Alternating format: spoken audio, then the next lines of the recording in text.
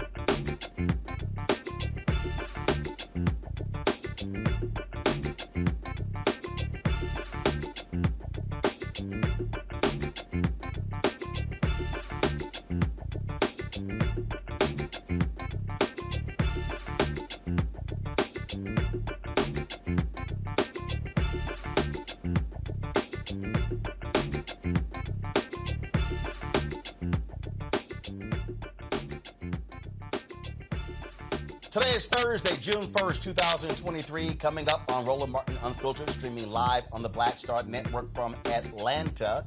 The Supreme Court came down with several decisions. One of them has an impact on labor. We'll talk with the Nation Justice Correspondent Elie Mystal about the Supreme Court decisions and what they mean, and also get his take on what is coming down next when they likely are going to get rid of affirmative action. Also on today's show, Exavier Pope, you've often seen him on the show as a panelist. Boy, he caused quite a stir on social media when he tweeted about a Uber driver asking him to send him gas money to deliver his food. And Exavier like, hell no. Well, a lot of folks got upset with him. We'll talk to him about how that one tweet has actually gone viral. Also on today's show, a Georgia County Sheriff's Office faces more allegations of employees assaulting inmates. We'll tell you about what's happening in Camden County. Also, at today's convening of the Southern Justice Coalition, a variety of grassroots organizations participating with the National Coalition on Black Civic Participation.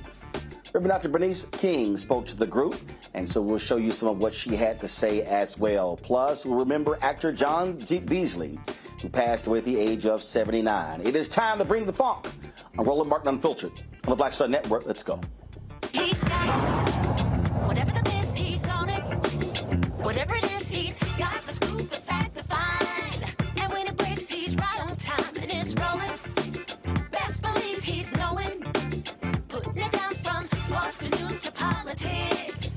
With entertainment just for kicks, he's rolling. It's on go, roll, y'all. It's Roland Martin, rolling with Roland now. He's funk, he's fresh, he's real, the best, you know he's Roland Martin now.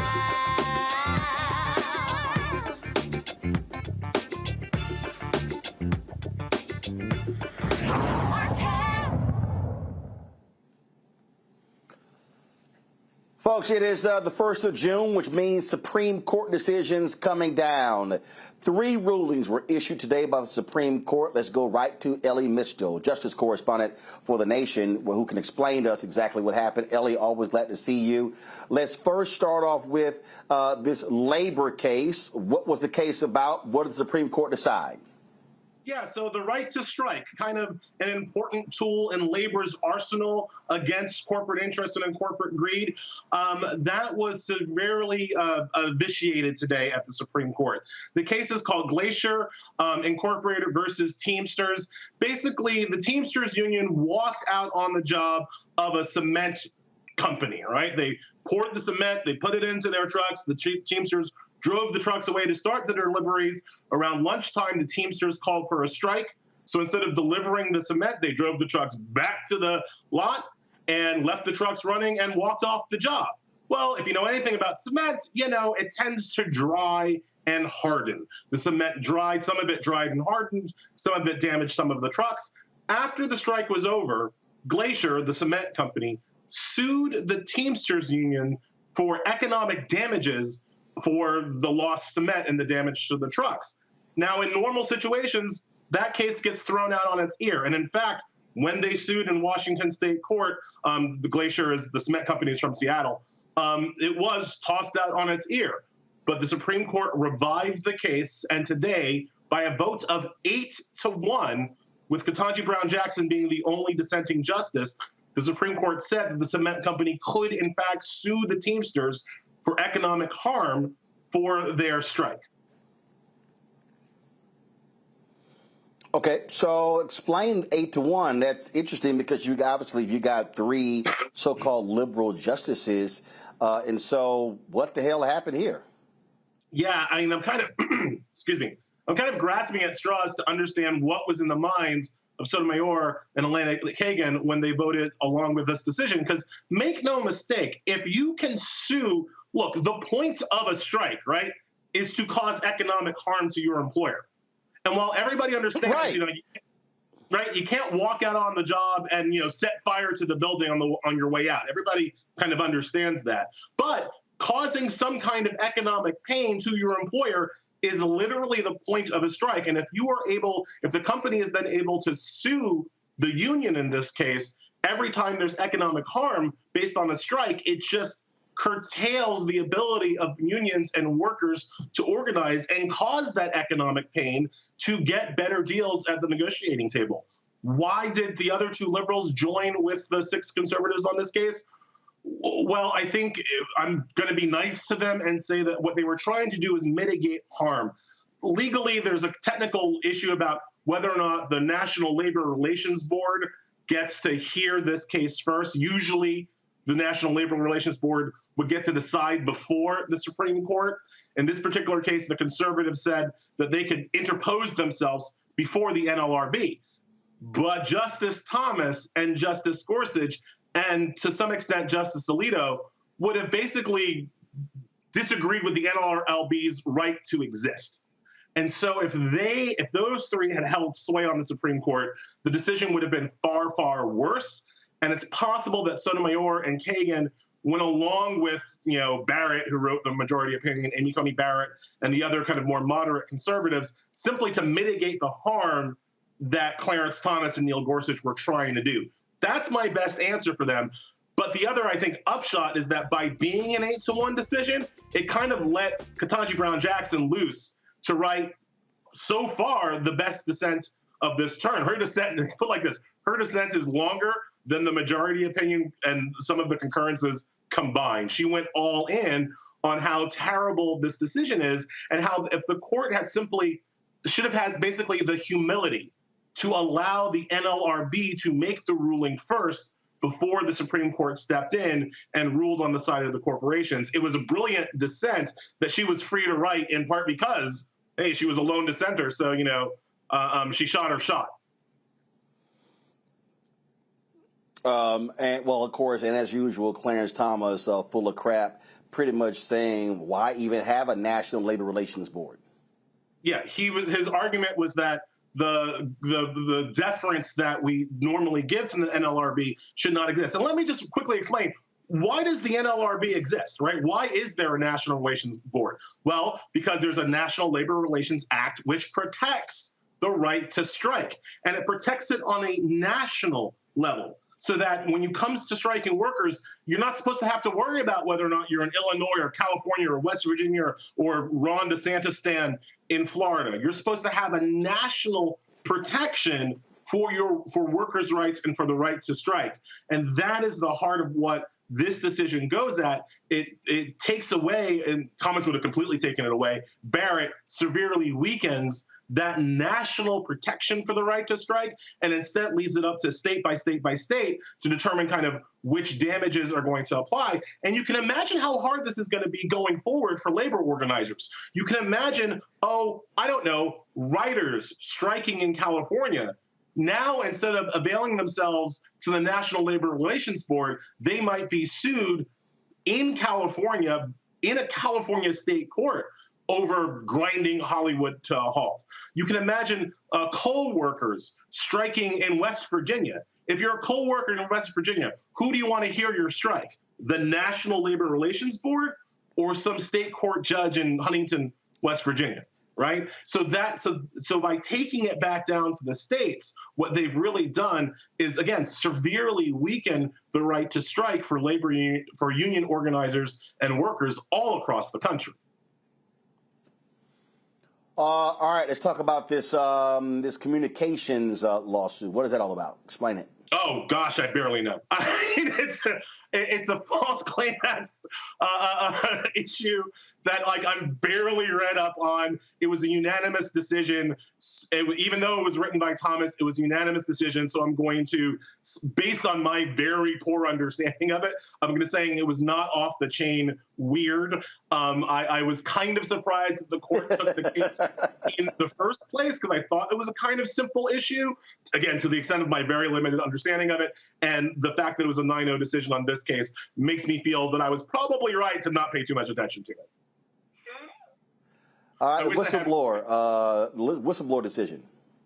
The whistleblower decision. So that was from last week, right? So the key with the whistleblower decision is it's really about oh wait, are we talking about Paxton, or are you talking about the environmental law case from last week?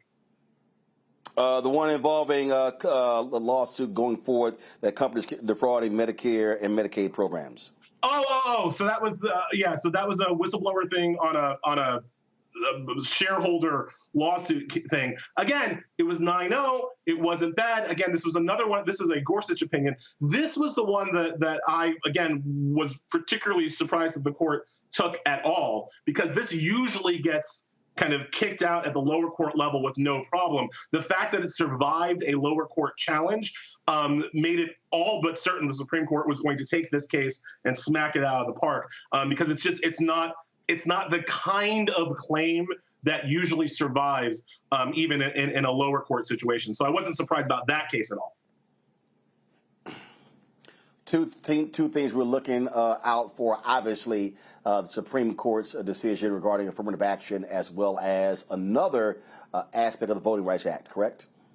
Yes, those are two of the three big ones. We're still waiting for. I think the third big one is the Indian Child Welfare Act, basically whether white people can adopt Native children against the will of Native communities who don't want to let white people adopt their children. That's another huge case coming up. But the two that you mentioned, obviously very big. The Supreme Court is going to overturn affirmative action this month. That is almost certain. They're going to overturn it. I believe Clarence Thomas is going to end up writing that opinion, although John Roberts might want to have a say in it as well. I believe it's going to be 6-3.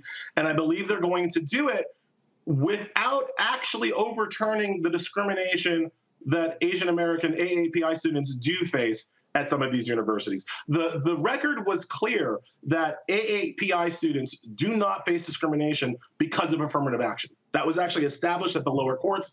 The lawsuits were against two universities, Harvard University and University of North Carolina. And the University of North Carolina situation, they found that Asian American students were actually more likely to get into school than black students. So the argument that affirmative action was taking their spots simply failed its first contact with reality in North Carolina. In Harvard, they did find that there was a metric that Harvard was using that was potentially discriminatory against Asian American students. It has nothing to do with affirmative action. It's this other metric that I believe Harvard University shouldn't use when putting together its class. What's going to happen this month is that the Supreme Court is going to overturn affirmative action, saying that it's discriminatory against Asian American students, but leave this metric in place that is actually discriminatory against AAPI students. That is the depth and the level of the hypocrisy that comes out of the Supreme Court, and Clarence Thomas in particular. On the voting rights case, I do believe it is very likely that the Supreme Court will vitiate Section 2 of the Voting Rights Act. That's the section of the Voting Rights Act that just allows you to sue for racial discrimination in voting. It's the kind of basic operational factor of the Voting Rights Act. I believe that's going down this term. This month, I believe John Roberts will write that. If you look at the kind of tea leaves of who's written what case from when, it looks like Roberts has kept that case to himself. And for all the people, all the media people, especially all the generally kind of mainstream media people, especially, who tend to act like Roberts is some kind of moderate good guy influence on the Supreme Court, make no mistake, John Roberts has been an enemy of Black people voting for his entire legal career. Indeed, his first job after he finished clerking was to work for the Reagan White House, arguing against an expansion to the Voting Rights Act that was eventually pushed through, that was conceived of by the late Lonnie Guinier, that was so popular that even Ronald Reagan had to sign that expansion of the Voting Rights Act. The Voting Rights Act was confirmed under George W. Bush by a voice vote. These are bedrock American principles that even Republicans agree with, but not John Roberts. John Roberts has been our enemy on voting rights for his entire life, and he's going to continue to be our enemy this month. Last point here, Elie, and that is this here. I spend lots of time trying to connect the dots and explain to people public policy, how these things work, and why these things matter. And you got some people out here, you got some Black folks out here who say, well, you know, I don't see what the big deal is. It was performative with Biden appointing a Black woman to the Supreme Court. Ketanji Brown Jackson is no big deal. I'm trying to explain to people how one federal judge could make a ruling that literally goes out across the entire country. And so just take 60 seconds and explain to the simple Simons out there who don't quite understand the impact of when it comes to who's the president, who controls the Senate, and how who they pick to be federal judges for life can have a direct impact on the life of Black folks.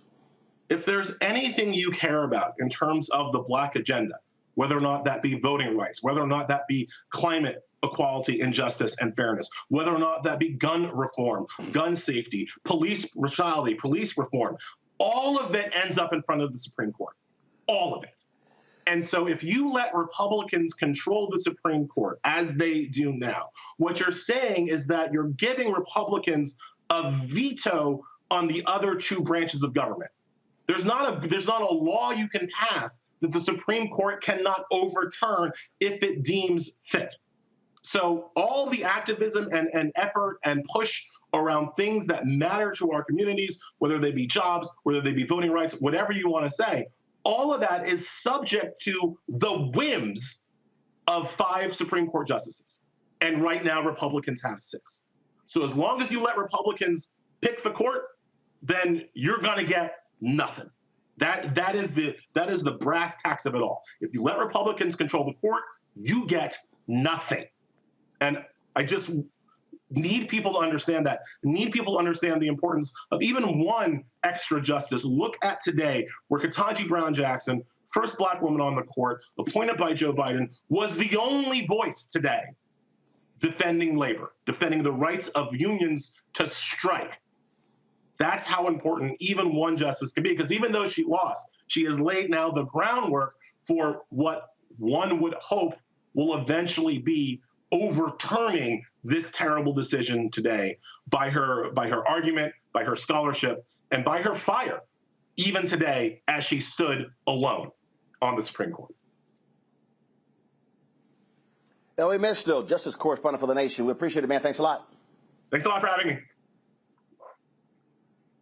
All right, folks, got to go to a break. We come back. We'll talk with our panel. Also cover other news of the day. You're watching Roland Martin Unfiltered on the Black Star Network. Be sure to support us. Download the Black Star Network app, Apple phone, Android phone, Apple TV, Android TV, Roku, Amazon Fire TV, Xbox One, Samsung Smart TV.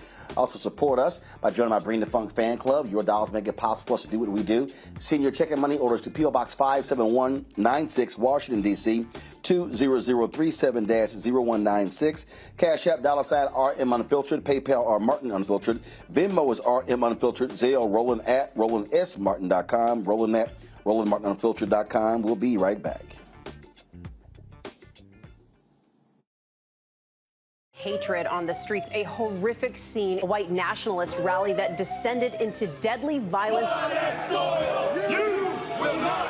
White people are losing their damn minds. As an angry pro-Trump mob storms the U.S. Capitol, we've seen shooting. We're about to see the rise of what I call white minority resistance. We have seen white folks in this country who simply cannot tolerate black folks voting. I think what we're seeing is the inevitable result of violent denial. This is part of American history. Every time that people of color have made progress, whether real or symbolic, there has been what Carol Anderson at Emory University calls white rage as a backlash. This is the rise of the Proud Boys and the Boogaloo Boys. America, there's going to be more of this. Here's all the Proud Boys, guys. This country is getting increasingly racist in its behaviors and its attitudes because of the fear of white people. The fear that they're taking our jobs, they're taking our resources, they're taking our women. This is white fear.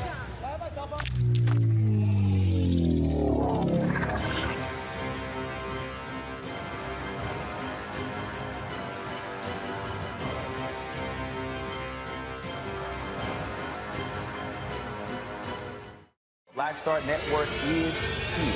Oh, no punch! I'm real revolutionary right now. Thank you for being the voice of Black America. All momentum we have now, we have to keep this going. The video looks phenomenal. See, this difference between Black Star Network and black-owned media and something like CNN. You can't be black-owned media and be scared. It's time to be smart. Bring your eyeballs home. You dig?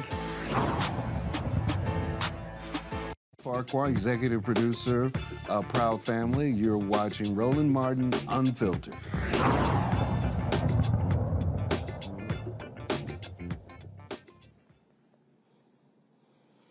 All right, folks, welcome back to the show. Let's bring in my panel here. Glad to have them on today's show. Welcome back. He was out last week, but glad to have Dr. Greg Carr back in the joint. Of course, Department of Afro-American Studies at Howard University. Greg, glad to see you here. Also, folks, on today's show, of course, I'm sure you got a lot to say about the Supreme Court. Of course, she's been, just out and about and hanging out with Beyonce over in Paris and just, traveling the world. Give it up for Reese Colbert, host of the Reese Colbert Show out of Washington, D.C. Glad to have Reese with us. You got our Paris stand, Dr. Juliana Malvo, Dean, College of Ethnic Studies, California State University, Los Angeles. Glad to have all three of you here. Greg, I'll start with you, Ohio State law school graduate, teaching law class there at Howard University Law School. I want to really stay on the importance of these courts because, I've been here in Atlanta last couple of days, National Coalition on Black Civic Participation. They've been having their Southern Conference tied to the Tommy Dortch Institute that they opened at Clark Atlanta University. And what people need to understand, and we've been talking about these elections, what is happening right now is probably the greatest or the gravest moment for African Americans in terms of a legal system targeting black people since racists tried to stop Jim Crow, tried to stop Brown versus Board of Education in 1954. The legal fights, the NAACP, Legal Defense Fund, and the Lawyers Committee for Civil Rights Under Law, the Transformative Justice Coalition, and all of these legal groups the fight that they are engaged in is literally hand-to-hand combat. Absolutely. Absolutely. It's intellectual warfare. The extreme right wings, as you heard Elie say, Clarence Thomas in particular, don't believe the administrative state should exist. Last year, they eviscerated the Environmental Protection Agency, if you remember, in the West Virginia versus EPA course, saying that the EPA doesn't have much right to regulate emissions. If you remember, also in terms of unions, they've been going after unions for a very long time. This is their swing and swipe at, as Elie said, the National Labor Relations Board. A couple of years ago, 2018, they, in the California case with the California Teachers Association, the AFSCME case, they said that if you work at an employer, you don't have a responsibility, or you're not obligated to pay union dues. So they've been doing this little by little. This current term, and we've covered all of this when they argued the cases last year on the Black Table with Angie Porter and Lethea Watkins. We went through all these oral arguments. He mentioned he didn't, the independent state legislature case, which they might back off on now that they got this traitor out of Raleigh to flip her vote and move from Democrat to Republican in North Carolina. But that one is really perhaps the most potentially absurd case on the docket. If they were to say, for example, that the state legislatures can insert themselves in federal elections without any supervision by any Supreme Court, state or federal, you're talking about the end of the republic as in terms of a legal check and balance system, which is fine with me. I mean, this thing's going to have to be remade. I really do think that. Finally, the First Amendment case, the Lennis case out of where the website person is like, I don't know if I want to design websites for gay people. I mean, that First Amendment case is very serious. And of course, as Elie said, the SFFA versus Harvard versus North Carolina, they're going to get rid of affirmative action. It really doesn't bother me as much because I've always worked in black spaces. So, you know, our applications will probably go up. But the bottom line is this. When you see Ketanji Brown Jackson write as she wrote today, what you're seeing, as Elie said, is someone who's putting a marker down for the future. And so where we are now is we can't take any more losses if we're serious about the question of rule of law. They're very comfortable now. And we're seeing the face that this is a 50-year project that they've reached culmination. And what we're about to see in the next month, is going to make what happened over the last 30, 40 years look like a throat clearing. Julian, one of the things, you know, we talked about this on the panel yesterday here in Atlanta, and we were always just talking about connecting the dots. And look, talking about the courts, that's not sexy. But people really need to understand. There is not a single, if you think about any law that is passed on the city level, the county level, the state level, federal level, because we got 3 branches, folks can sue and stop things from happening, and then it goes to these courts. And if you've got a lot of these conservative judges ruling, hard-fought battles on the city, county, state, national level can be eroded if the courts rule a different way. And people need to understand that it's the very people who we vote for who are the ones who are appointing or confirming, especially federal judges. We also have state judicial elections. We just saw the Wisconsin court flip, if you will. North Carolina, Democrats could have had a 6-1 majority. It became 4-3 in 2018. 2022, it flipped. Now it's 4-3 Republican. And those Republicans were so political. They were so activist, if you will. I'm using the same words the rights use, that the so-called Democratic Supreme Court of North Carolina made a decision a few months ago. The Republicans, the moment they got control, reversed the decision from just a few months ago. And so people need, and so that's going to impact black folks when it comes to voting, when it comes to political gerrymandering, racial gerrymandering. We can go on and on and on. And so I just need people who are looking at elections need to understand we can't have 1 million black people in Florida sitting out elections. You can't have almost 400,000 in South Carolina. We can't have, several 100,000 in Louisiana and North Carolina, and we can go on and on and on, because the other folks, they are going to the polls because they know about the power of the courts. You know, Roland, I think I've told this story on the show a couple of other times about a young sister who approached me at the Democratic Convention in 2016 and said to me she could not vote for Hillary because she did not like her. And she went on to say a bunch of other stuff.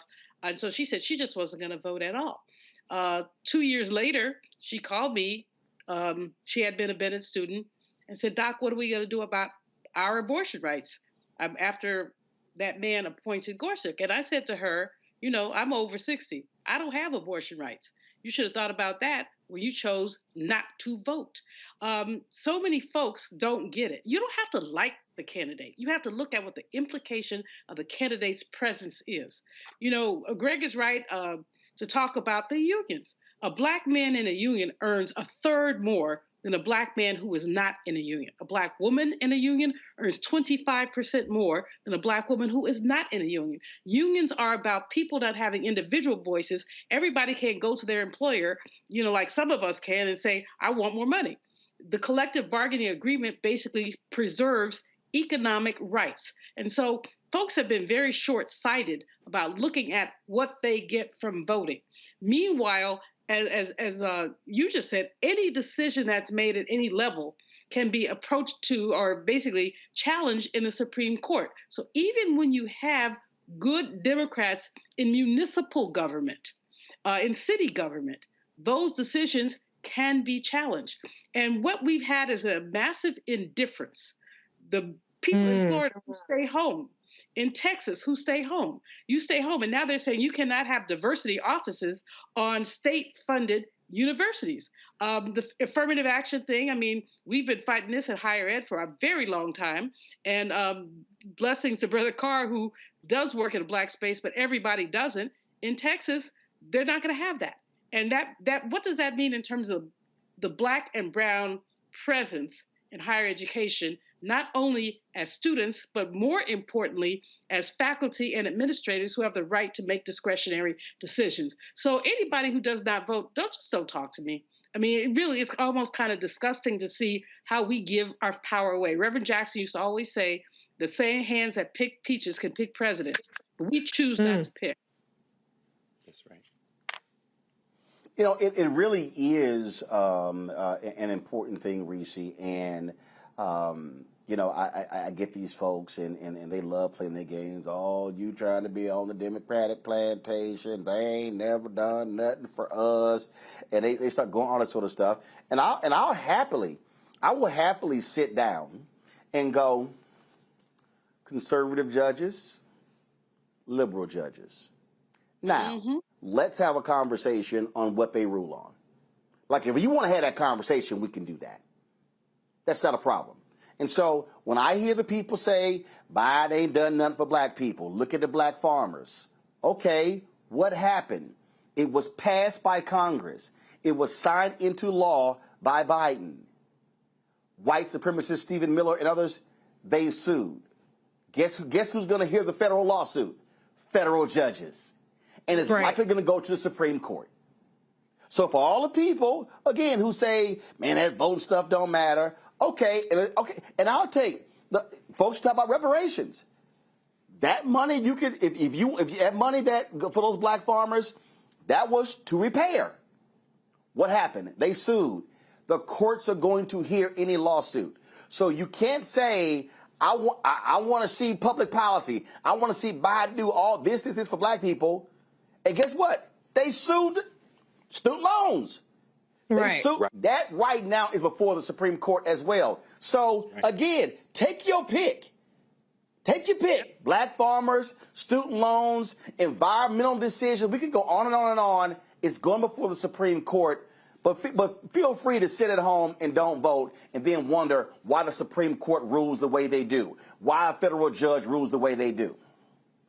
And I would like to point out that not only are they overturning things that are for black people, but those specific things like the farmers relief, like the student loan relief, it was implied that Black people benefit. All they have to do is make the case that Black people will benefit disproportionately to get it overturned by these conservative judges. And so this whole notion that you're supposed to see stuff black, black, black, black, black in neon letters, when even using the words underserved or other euphemisms for Black have resulted in those relief packages or those bills being overturned, is kind of just dumb. And I'm really kind of sick of explaining this basic shit to y'all over and over and over again, when the other side, which I don't think the other side is smarter.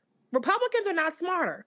A lot of these backwoods MAGA people ain't got two marbles to rub together in their brains, okay, to make an informed decision. And yet they somehow get, and it's clicking to them, the importance of courts when it's not clicking to everybody else. And that's what is mind-blowing to me, how these inbred dumbasses have figured out where the power is, and yet we have to beg and plead every time, every 2 years, every year, every 4 years for us to vote for our survival. This was exactly what we said was going to happen in 2020. When we said that, hey, Trump has appointed all of these judges, this has remade the courts for a generation. With that being said, where there is still some semblance of relief is at the state level, is at the local level, to the extent where you don't have a Republican majority, like in Texas, that's going to now usurp Democratic control in places like Houston, or in Mississippi, where they usurp Democratic control in Jackson. We don't have national citizenship in this country anymore. That was done as soon as Roe v. Wade was overturned. Your rights depend on where you are located in this country and what kind of government you have voted for locally, all right? But that still does not absolve you of your responsibility to send the right people to Congress, and you just do the math on who's supporting what, to Congress to at least act as a check on the Supreme Court. Because even though the Supreme Court can overturn things, the Congress can still put in new laws and put in new protections. But we haven't been able to get that done because we have not had the majority that we needed in the Senate and in the House at the same time. Roland, I should mention. I'll end it with this. Greg, go ahead. While you're there in Atlanta, remember you talked about this last week. Nancy Abudu just got appointed to the 11th Circuit Court of Appeals, even though Joe Manchin didn't vote for her. How's this the first Black woman on the Court of Appeals, the 11th Circuit, which is over Georgia and Alabama? So while you're sitting there in Atlanta, Nancy Abudu, who worked at the Southern Poverty Law Center there in Atlanta, is now on the court. Like you say, elections don't matter? Come on now. That is the court that covers Georgia and Alabama. Mm-hmm. And yet they can still, Greg, absolutely. And they can still be appealed. People can still go to the Supreme Court. So even though we have progressive state courts, we still have a Supreme Court that, quite frankly, is anti-Black, anti-progressive, anti-economic rights, and that's not going to change anytime soon. It's disturbing, but it's where it is. I love the fact that this sister is there, but decision she makes can still be appealed. Well, again, we're going to walk folks through so they can understand why all these elections matter. Hold tight 1 second, folks. We come back. We're going to talk about this county in Georgia that continues to have allegations of brutal treatment of inmates. You're watching Roland Martin Unfiltered right here on the Black Star Network, live from Atlanta. That was a pivotal time. I remember Kevin Hart telling me that. He's like, man, what you doing, man? You got to stay on stage. And I was like, I'm young, thinking, I'm good. And he was absolutely right. What show was the other time? This was one-on-one. Got during that time. So you're doing one-on-one, going great. Yeah. You making money. You like. I'm like, I don't need to leave. I don't need to leave from Wednesday, Thursday to Sunday. I didn't want to do that. It was just like, I'm going to stay here. Or I didn't want to finish work Friday, fly out, go do a gig Saturday, Sunday. I was like, I don't have to do that. And I lost a little bit of that hunger that I had in New York. I would hit all the clubs, run around. Sometimes me and Chappelle, or me and this one or that one, we'd go to the Comedy Cellar at 1 a.m. And that was our life. We loved it. You do 2 shows in Manhattan, go to Brooklyn, leave Brooklyn, go to Queens, go to Jersey. And I got complacent. I was like, I got this money, I'm good. I don't need to go chase that, because that money wasn't at the same level that I was making, but what I was missing was that training. Yes. Was that. And it wasn't the money. It was the money. You know, it was that. That's what I needed.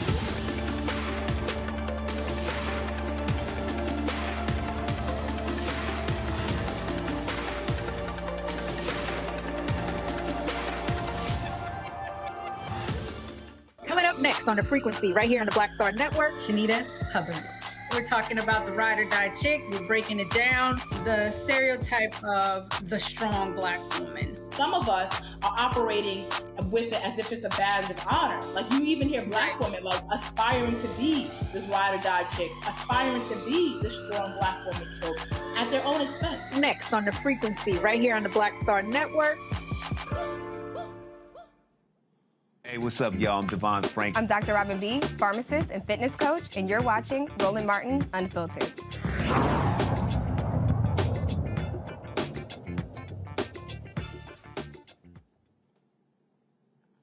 All right, folks, one of the stories that we have covered a lot, it really has been dealing with brutality in jails in this country and in prisons. In this particular place here in Georgia has been absolutely crazy. It's called Camden County, folks, and they have had numerous examples, allegations of brutality when it comes to inmates. And the fundamental problem that we're seeing is that on the state level, they're not doing a great job, frankly, on holding these people accountable. Luckily, you have the Department of Justice. They've been very aggressive in doing so. But here in Camden County in Georgia, this video is of correction officers beating Jared Hobbs in a jail cell. Took place in November. He had been arrested for speeding, driving with a suspended license, and possessing a controlled substance on September 3rd. 3 of the deputies involved were fired, arrested, and charged with the incident. Harry Daniels is representing these men. He joins me now from Georgia.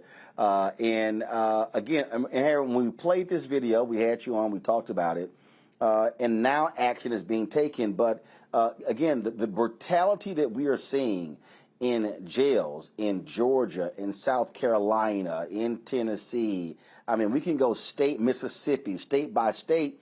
It's absolutely astounding. Yes, Amanda Roland, that's absolutely correct. Thanks for having me on. This video with Jared Hobbs, we was able to get this video released through the reason because the officers actually beating Jared Hobbs. You can see on the screen, they accused and charged Jared Hobbs with assault on officers. And that video was sent up to United States Attorney's Office where Jared Hobbs was being violated for probation violation, and the defense attorney got it out to us. I say all this to say this, but for this Jared Hobbs incident, and the other incidents would have not been discovered or disclosed. So this incident with Jared Hobbs, it basically was once we revealed it, it was an avalanche of inmate assaults. Recently, 2 deputies have been indicted for beating other officers. One deputy recently has been charged for beating inmates. So these type of incidents will continue to happen in Camden County over and over. It's I know the GBI, as you stated, it's been involved. Charges and arrests have taken place and termination. But this is not bad apples. This is a bad apple orchard. They talk about the jail administrator. He can't control the jail. Well, let's talk about the sheriff. The sheriff is a bus driver. He can't drive the bus. He need to get off the bus. So we have been able to uncover some of these heinous beatings of these inmates. And these are not just black inmates or white inmates. These are old, young, different religions across the board. And these are beatings, severe beatings. We have one of our clients whose name is Brian Fletcher. And Roland, they beat this man almost to death. He got black eyes, lacerated forehead. They stomped his chest. This man is probably 60 years old.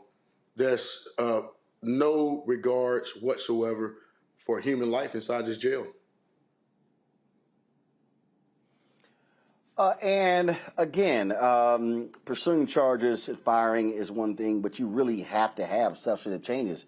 What are county officials saying? Are they saying anything? Well, they're not really saying anything. The district attorney, and this is the same DA that prosecuted the killers of Ahmaud Arbery, and this same sheriff, he carries the atmosphere, carries the position of when his inmates, when the officers are engaged in some type of misconduct, he give them 1-day suspension and bring it back on the job. But once the videos come out, the district attorney invokes the Georgia GBI coming and investigate him, and these people charged with felonies. So his job is supposed to stop criminal activity, and he's allowed criminals to be in his agency, in his office. So I don't really think that the sheriff, one, he's complicit, and he can't, I ain't gonna say control. He's definitely not doing anything to remedy the situation. That's why the Department of Justice had to be called in. That's why we continue to illuminate these cases to the Department of Justice for them to come in and hopefully, and I'll be honest with you, shut this jail down, and somebody come in and take it over, revamp policies. That is the goal, because at the end of the day, it doesn't matter if a person's in jail. They maintain the presumption of innocence and to proving guilty. And even then, you go off to the proper correction, you still have Eighth Amendment rights from cruel and unusual punishment. When you're beating a middle-aged man or beating a young man because he's answering questions about his phone privileges, the way and the things that's happening here, it's unconscionable, it's unconstitutional, and it's dangerous not just to the inmates inside Camden County, but it's dangerous to everybody here in the state of Georgia. All right. Harry Daniels, we certainly appreciate it. Certainly keep us abreast of what happens with this case. Appreciate it, Roland. Thanks for having me on, brother. All right. Thanks a bunch. All right, folks, we come back. The debt ceiling fight, the House passes, now it goes on to the Senate. Now, I have no idea. Republicans literally, y'all, are saying we don't have enough money for defense spending. They're lying. We'll tell y'all what the latest is. It's just incredible. You're watching Roland Martin Unfiltered on the Black Star Network. When you talk about blackness and what happens in black culture, we're about covering these things that matter to us, speaking to our issues and concerns. This is a genuine people-powered movement. There's a lot of stuff that we're not getting. You get it, and you spread the word. We wish to plead our own cause. Too long have others spoken for us. We cannot tell our own story if we can't pay for it. This is about covering us. Invest in black-owned media. Your dollars matter. We don't have to keep asking them to cover our stuff. So please support us in what we do, folks. We want to hit 2,000 people, $50 this month, raise $100,000. We're behind 100,000, so we want to hit that. Y'all money makes this possible. Checks and money orders go to P.O. Box 57196, Washington, D.C. 20036-0196. The Cash App is $RM Unfiltered. PayPal is R Martin Unfiltered. Venmo is RM Unfiltered. Zelle is RolandSMartin.com. Pull up a chair. Take your seat. The Black Tape with me, Dr. Greg Carr, here on the Black Star Network. Every week, we'll take a deeper dive into the world we're living in. Join the conversation only on the Black Star Network. Me, Sherry Shepard, with Sammy Roman. I'm Dr. Robin B., pharmacist and fitness coach, and you're watching Roland Martin Unfiltered.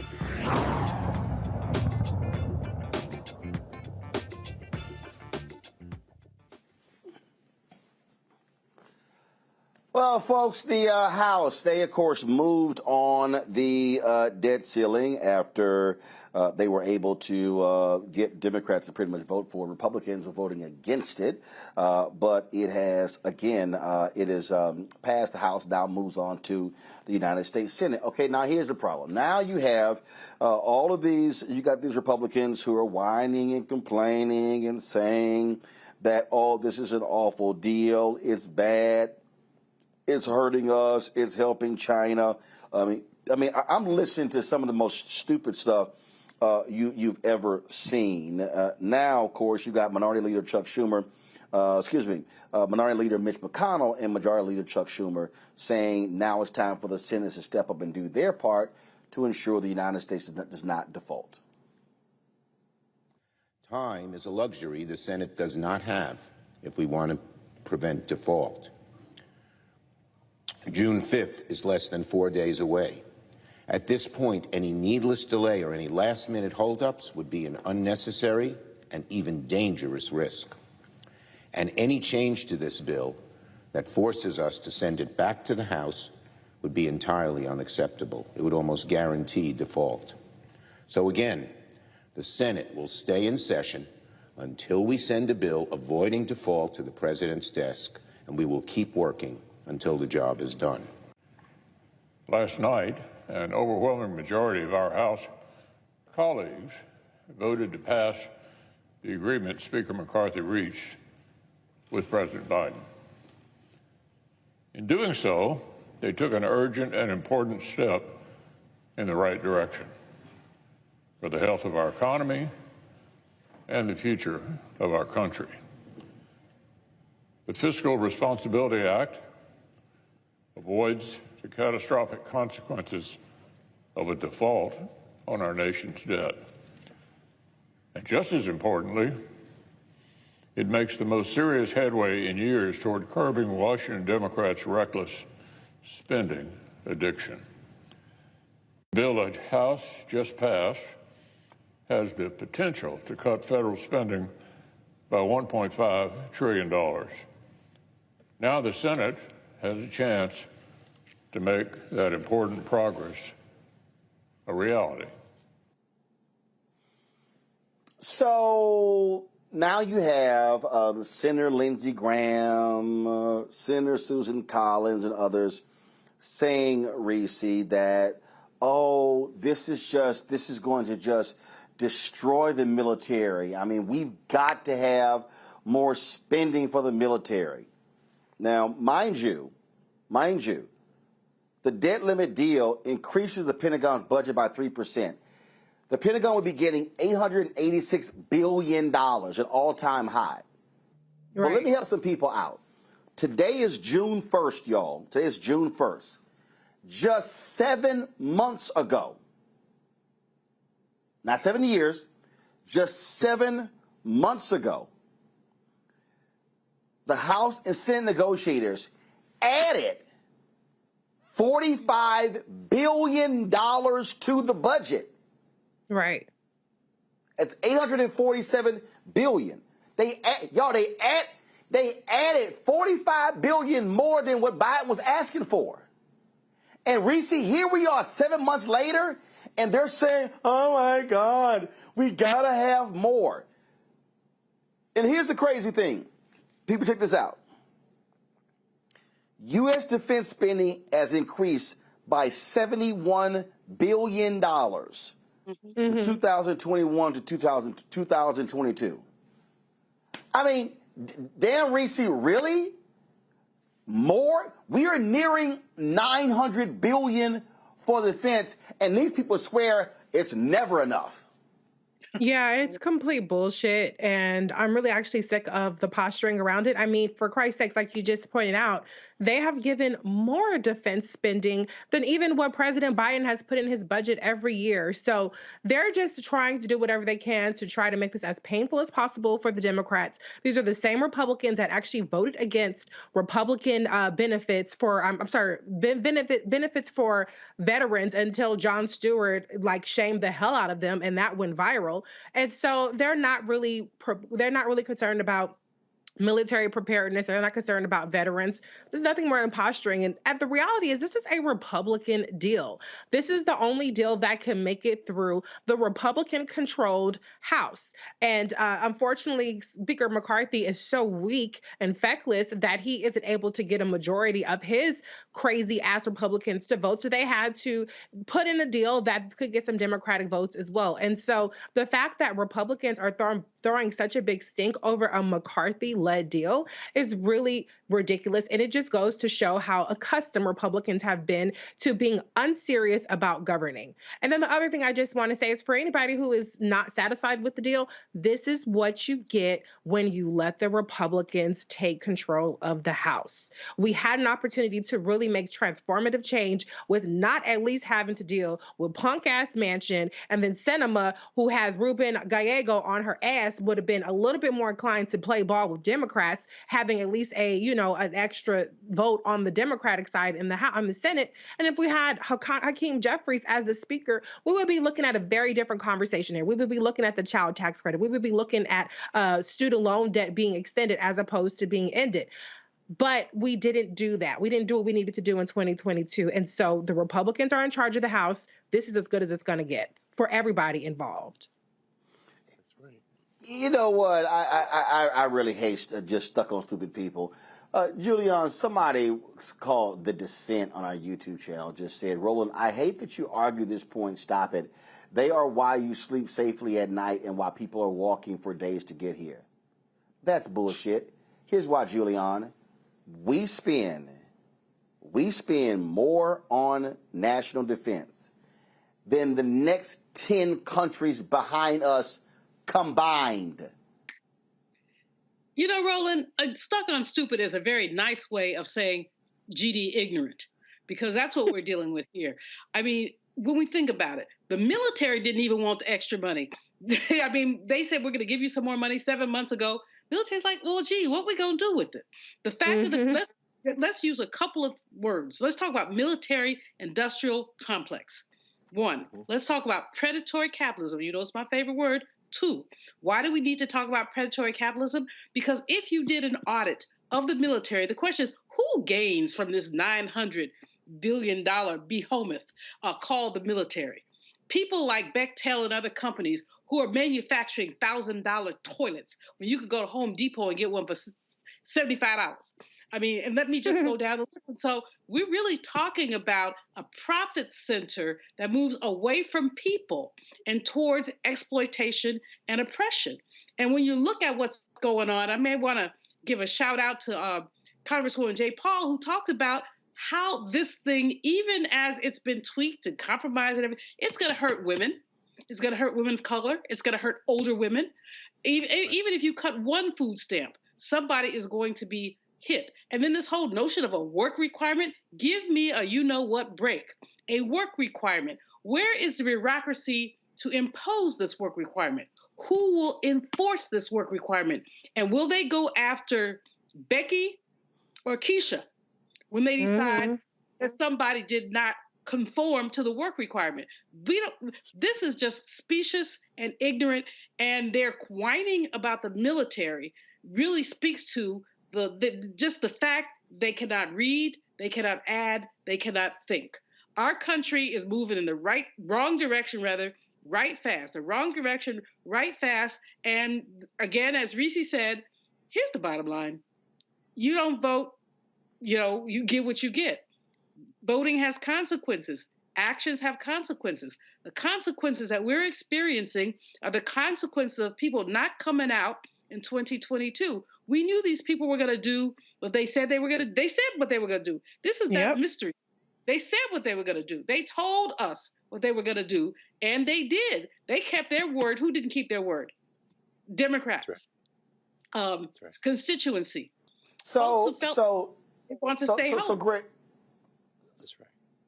So Greg, here's the thing that people have to understand. President Eisenhower laid this out, the military-industrial complex. He did. I don't think people understand that what the military people did was they said, oh, we got you. There is a military contractor in every congressional district in America. That's right. So that means they're like, oh, you cut us? You're cutting jobs. People need to understand you always got to follow the money, and that's what's going on right here. There is no reason in the world the Pentagon should be getting more money out of this debt ceiling agreement. You cannot tell me you got an extra $45 billion. So you went from $802 billion to $847 billion 7 months ago, and now you need to go to $886 billion. Come on, man, come on. Roland, y'all were having that conversation last night when you were talking about the Halliburtons of the world, the Blackwaters of the world. The Pentagon's not getting that money. Companies are getting that money. And what Reese said is so very important. You know, what Reese said is so very important. When you don't vote, this is what you get. You know, watching the vote yesterday and Leader Jeffries sitting there until the last possible moment to see whether this feckless clown out of California could get his nut caucus, his Klan caucus, some people call it the Free Caucus, the Klan caucus to vote. And as cool as the other side of the pillow, he waited until he needed to put his green card up, and that released the Democrats to come in and vote.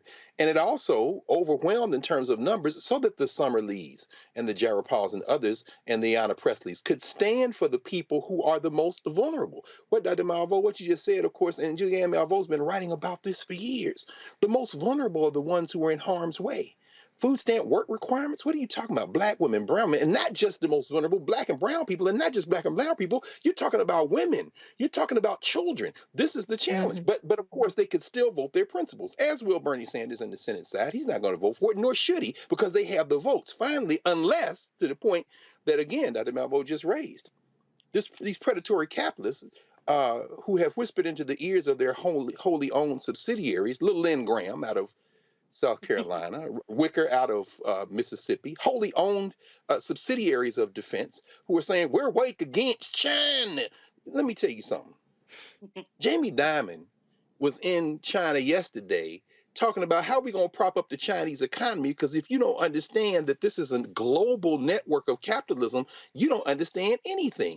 This ain't got nothing to do with politics. And as you said, Roland, it's all about these lobbyists and these companies who own the United States Senate. Tim Kaine, who don't be arguing about nothing, he was like, what the y'all let Joe Manchin build a $6 billion pipeline that goes through my state. You didn't call me. Joe Manchin votes with the Democrats about 70% of the time. One of the times he didn't vote is when Nancy Abudu was up for the appeals court, by the way. But is 70% better than 100% against, which will happen to Jim Justice gets that seat from him? Yes. This is a messy, funky ass business. Reason I don't know how you get up in this thing, but I'm glad that you're up in it, because we have to understand that when it gets up close like that, it's funky. This ain't a popularity contest. And unless we all go out and exercise our franchise, it's gonna get worse. So don't complain when you come out of the deal with at least your drawers on. I know you wanted a suit. I know you wanted a dress, but you got on some drawers. Why? Because you could have been butt-ass naked. And if they win a few more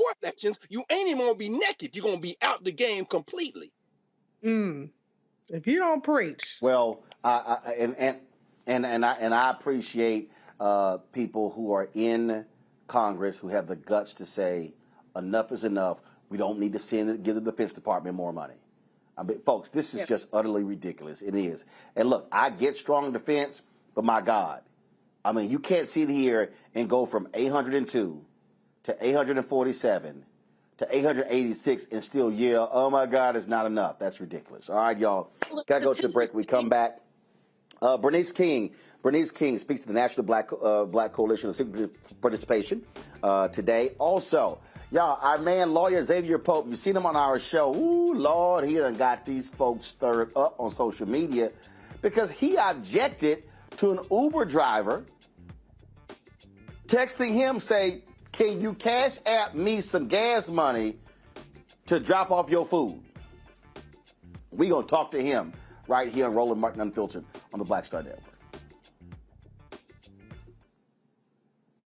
On the next, A Balanced Life with me, Dr. Jackie. How big a role does fear play in your life? Your relationship to it and how to deal with it can be the difference between living a healthy life, a balanced life, or a miserable one. Whenever the power of fear comes along, you need to put yourself in that holding pattern and breathe, examine, find out if there's something that your survival instinct requires you to either fight or take flight. Facing your fears and making them work for you instead of against you. That's all next on A Balanced Life on Black Star Network. I'm Deborah Owens, America's Wealth Coach, and my new show, Get Wealthy, focuses on the things that your financial advisor and bank isn't telling you, but you absolutely need to know. So watch Get Wealthy on the Black Star Network.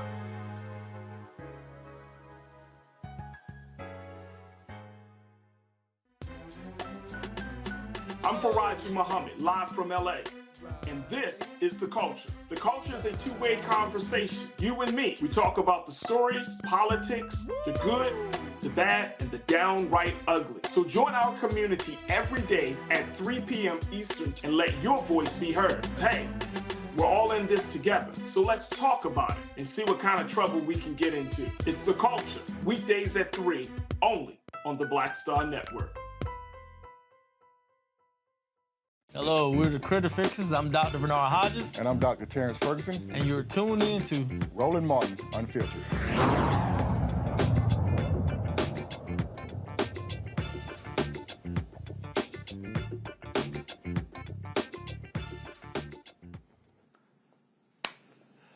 All right, y'all. Social media has been just talking, going crazy the last 24 hours because Chicago attorney Exavier Pope, you've seen him on our show as a panelist numerous occasions. Let's just say he took exception to an Uber driver texting him saying, "Can you cash app me some money to get some gas to drop your food off?" Xavier joins us right now. Xavier, glad to have you here. First of all, man, clearly you did not expect this thing to blow up the way it's blown up. I'm just doing what social media has been a place where many consumers frustrated with the bad customer service, having to push many different buttons, customer service calls being taken outside of the country, have gone to social media to resolve their to resolve their customer service complaints. And that's been where they've been the most responsive. And so after contacting them via the app and them not doing anything as the situation was happening, I took to Twitter to really talk to them. And eventually it became a conversation now that everyone seems to be having. So folks, so this guy, and you posted these screenshots, and he asked you to send him some money via Cash App so he can have enough gas to drop your order off. But he said, "Yo, your Uber driver, I can't make it to you unless I can somehow get gas money." Then he said, "Hello." Is this you saying this is unprofessional? He says, "I understand, I'm very sorry, but let me know what you want me to do."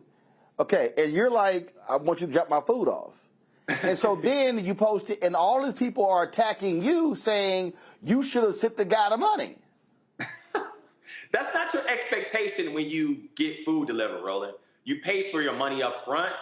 You pay for any tip, and then you give additional tip if you want to after that food has already arrived. Now, understand, Roland, as someone who deals in a space where I don't want to be asked to do the business of this company.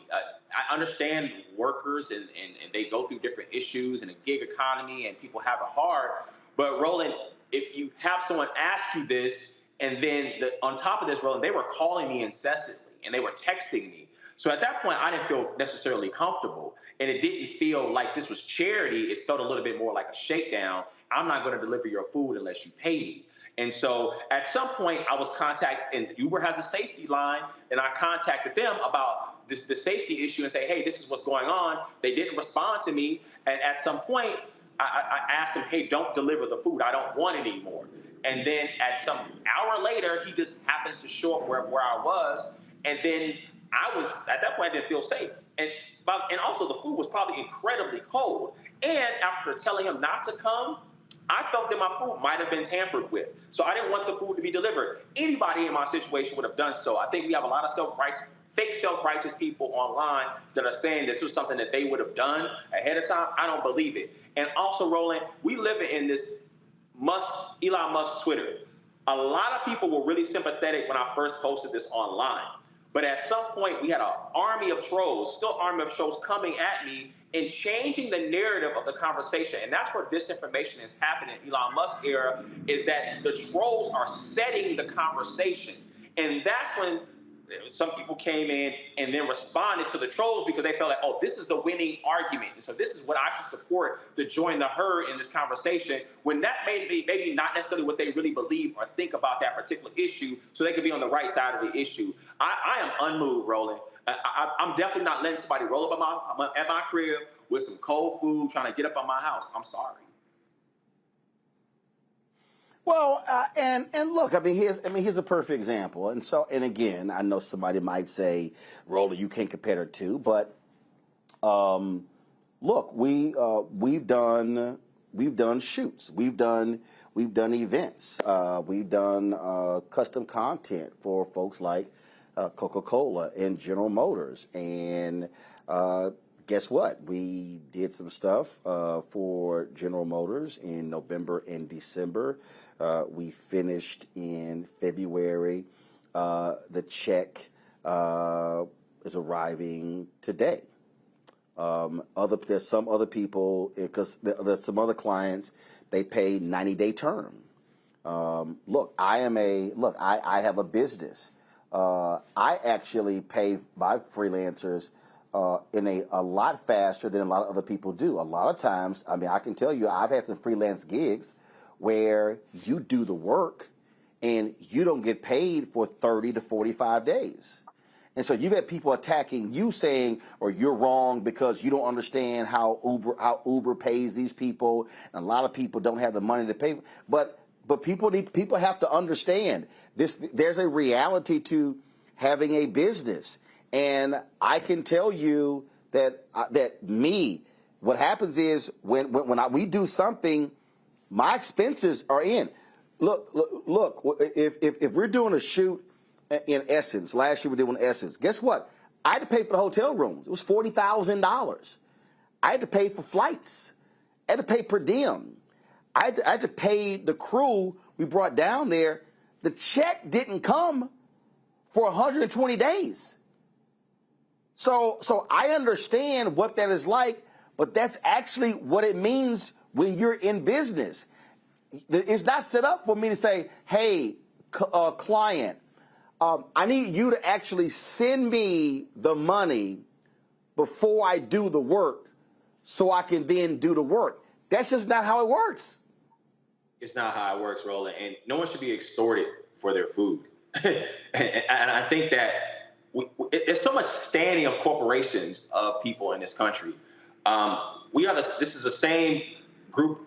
We'll say, hey, we can bail out corporations, we can bail out banks, but then when it's time for people to get a bailout on their student loans or extending SNAP benefits, now people have a problem. We worship the rich and the powerful in this country, and then we look down on people that they don't have much. So I think it's really interesting that people came at me, criticized me for being classist and elitist. Look at the corporation. Look at the policies they would have that would put someone in a position that they don't have money for gas, and then trying to pass that on to me when I'm just trying to get some breakfast. I'm going to go to my panel here, and I'm going to start with you, Julian. What's been interesting to me, I don't know how y'all feel about this here, but have y'all noticed that like now you go to a lot of places and you go to the counter and you order your food, and there are people now expecting you to tip, and all you did was play. And again, let me be clear. Look, my grandmother had a catering business. I started when I was 7 and stopped when I was 30. I worked at Wendy's when I was in college. So I understand the whole, working in fast food restaurants, stuff like that. But it's gotten to the point where, like, there are some people who literally expect you to tip them, and you the one did all the work. Hello. I'm a labor economist, and of course, I'm on the side of workers at all times. At the same time, I'm a realist and a consumer, and some of this stuff is nonsense. I don't know if the brother heard me laughing while he was talking about this, because it's absurd that someone should ask for the money up front. But let me tell you what happened to me last month. I had to go to Baltimore to come back to the Dulles Airport. The sister said, do you mind me stopping to get gas? Of course, I'm trying to be reasonable. I said, no. Do you know because of the waiting time for her to get the gas and then go into the place and pick her up some snacks, it was $45 more than they initially quoted. And so it's called oppression pass along. People are passing this stuff along. I was on a plane where I bought some chips and something, and it was $3.50 or $4, and they had thing tip. I am not tipping airline stewardesses. I'm sorry, it just ain't happening. It's absurd. It's exploitation. I have much sympathy for the workers. Much sympathy for the workers. But the one you should be mad at is not the brother who wouldn't give you gas money. You should be mad at the folks that you are working for. Like he said, all he wanted was some hot breakfast. And as he said, when they left it on the sidewalk like that, we know that it was cold. So he wasn't getting what he paid for anyway. Yesterday, it wasn't Lyft, it was Amazon shorted me half of my order. So I got pork chops, which, as you know, Ro, I do not eat pork chops. I got stuff that I didn't order, and I had to fight with them for 1 hour to get my refund for the food I wanted. And the woman was like, well, we give you a $5 credit. I was like, oh, hell no, you're going to give me more than that. And they did. But the point is that somehow workers are feeling beleaguered. We're feeling beleaguered, but the capitalists are making the money. And this brother was absolutely right to hold his ground. Right. Brother man, and anybody who's mad at you, I tried not to use profanity on this program, that there's a word that begins with F that they really ought to look at. Reese, so let me just put a little twist on this. So imagine you order a pizza from Pizza Hut or Domino's, and the Domino's or the Pizza Hut driver say, hey, I ain't bringing your pizza unless you send me some gas. And you're like, don't your ass work for Pizza Hut or Domino's? I mean, it's ridiculous. This could be a card in my next edition of my AmITrippingGame.com if y'all want to cop that. But honestly, this is why I don't do the food delivery stuff, because every time something goes viral, it's some mess attached to it. You have drivers complaining about their low wages. You have people complaining about their bad experiences. I'd rather just go get my food myself. I like my food hot. I will eat my food in the car. I got a little dinner tray, which I put my food on top of, and I will enjoy my food that I picked up myself right there, and I ain't got to worry about nobody being crazy. But I do feel sympathy for you, Exavier, because they were piling on, and I 100% agree with you in terms of this disinformation and these manufactured viral moments where people start to pile on because now they think that all of these inauthentic accounts saying negative things is the way to go. That's the opinion they need to jump on. So, I mean, I think you did the right thing by at least not eating the food, because I wouldn't want nobody's food after I've been arguing with somebody for 30 minutes. That part. Greg, one of the things that that is, in many ways, with stuff like this here, I'm real old school. I am. We do a lot of traveling when it comes to the show, and Anthony, who's directing, his ass is the king of his ass. UberEats, DoorDash, I don't know.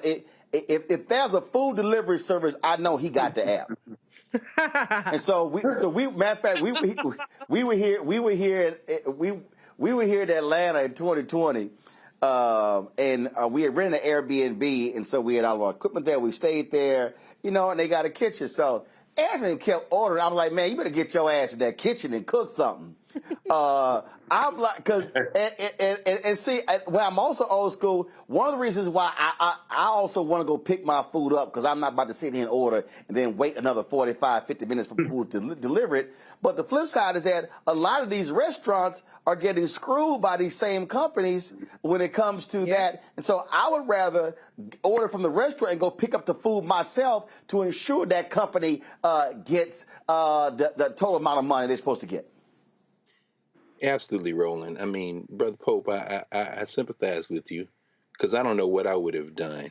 I, too, like Roland, I'm an alum of Wendy's. I worked Wendy's in high school, then Arby's, and I'm from Nashville, so any of y'all know Crystals. Y'all know my undergraduate job. I worked the graveyard shift, 10 p.m. to 6 a.m. I'm always going to side with the workers. If you go into Panera or the grocery store or anywhere and you see folk lined up with their phones in their hands trying to grab food and get it to you as soon as possible, this is basically, it ain't slave labor. I would not compare anything to slavery, nothing comparable to slavery, but this is capitalism. I keep probably about 10 singles in my back pocket when I leave out the house, because invariably I see people at the entrances to places asking for money. And anytime, and, you know, maybe it's a scam, maybe it's a not. But what's a dollar to me? What's a dollar to somebody else? And I always buy the paper Street Sense, which is sold here in Baltimore and D.C. for the unhoused. Because when you are at the most precarious end of society, that is indefensible. And I tell you, poverty should enrage all of us. And so, yeah, I use UberEats sparingly because, you know, it's so funny. And Reese Boss Baby, I guess, is born digital. But can you imagine if we had had these apps when we were children? My mother and father probably would have put us out the house because people showing up at the house with food. And what the hell happened? I mean, we all know children who. Hey, Greg, that ain't got nothing to do with growing up. My nieces, my dad was like, yo, hey, who the hell at the door? That's what I'm saying. That ain't growing up. That was last week. Listen, I did the same thing. My nieces, I was like, who the hell at my damn, and look, I got the ring. And so, man, my nieces come down and I was like, hey, where y'all asses going? Because we real black, and I know every black person on this set identified. Tell me if I'm wrong here, if in your house, did no damn kids 18 or under, your ass was not supposed to open that damn door. You talk about a butt whipping. Protea Nalva, if you open a door without her permission, you will be missing part of your hind part. But more than that, she had a whole thing about ordering food. The whole thing, like, we got food at home. What's wrong with you? See, Greg. So Xavier, I gotta ask you this. So has this whole situation led to you take your ass to your kitchen and learn to cook some breakfast?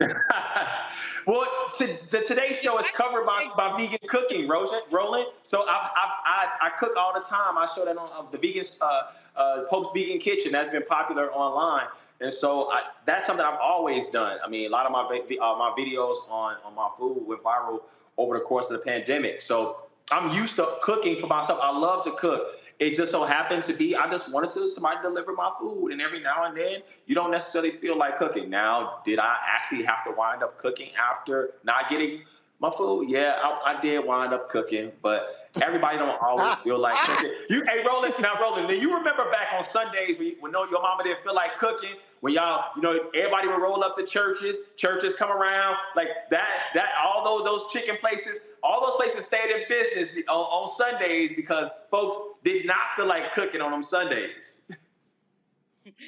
See, Xavier, you got the wrong brother. Because, you got to understand, in my family, all the men cooked. Right. See, so, a matter of fact, I don't even recall my mama cooking on Sundays. Now, she may have cooked other days, but my daddy can cook. I started baking at 7, cooking at 8. So, and then every Sunday, we lived 8 blocks from my grandparents, so we were at that house as well. We didn't order a damn thing on Sundays. Now, other nights that may be the case, but again, the bottom line is, but as you said, we went and picked that food up. We wasn't paying for the gas for the Popeyes driver. That's right. That's right. I'm gonna start making my own groceries. I'm gonna stop doing the app. Start making my own groceries after this last little experience. Like, this is a message from the Lord. Take your hind part to the grocery store, your damn self. Well, I will button this up with this here. Again, what this whole thing has shown, though, it has shown to as y'all have been talking about, capitalistic system.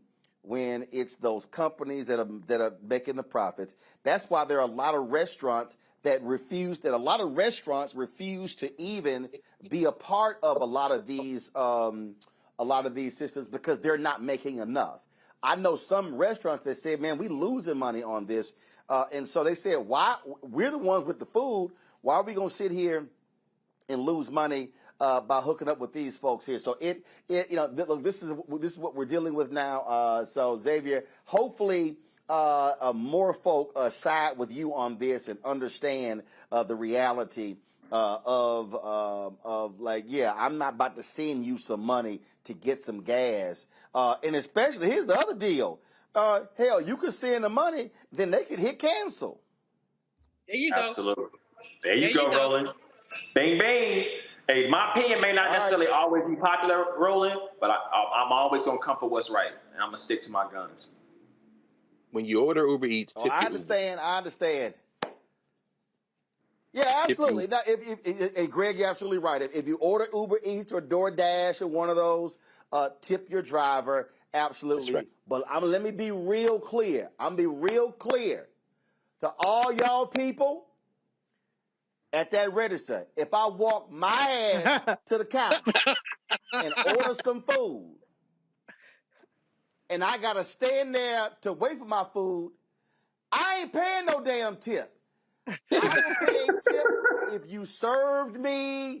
The purpose of a tip is you actually did some work. Just punching the order, that ain't no work. And the new register, let me just go ahead, and first of all, let me do this here.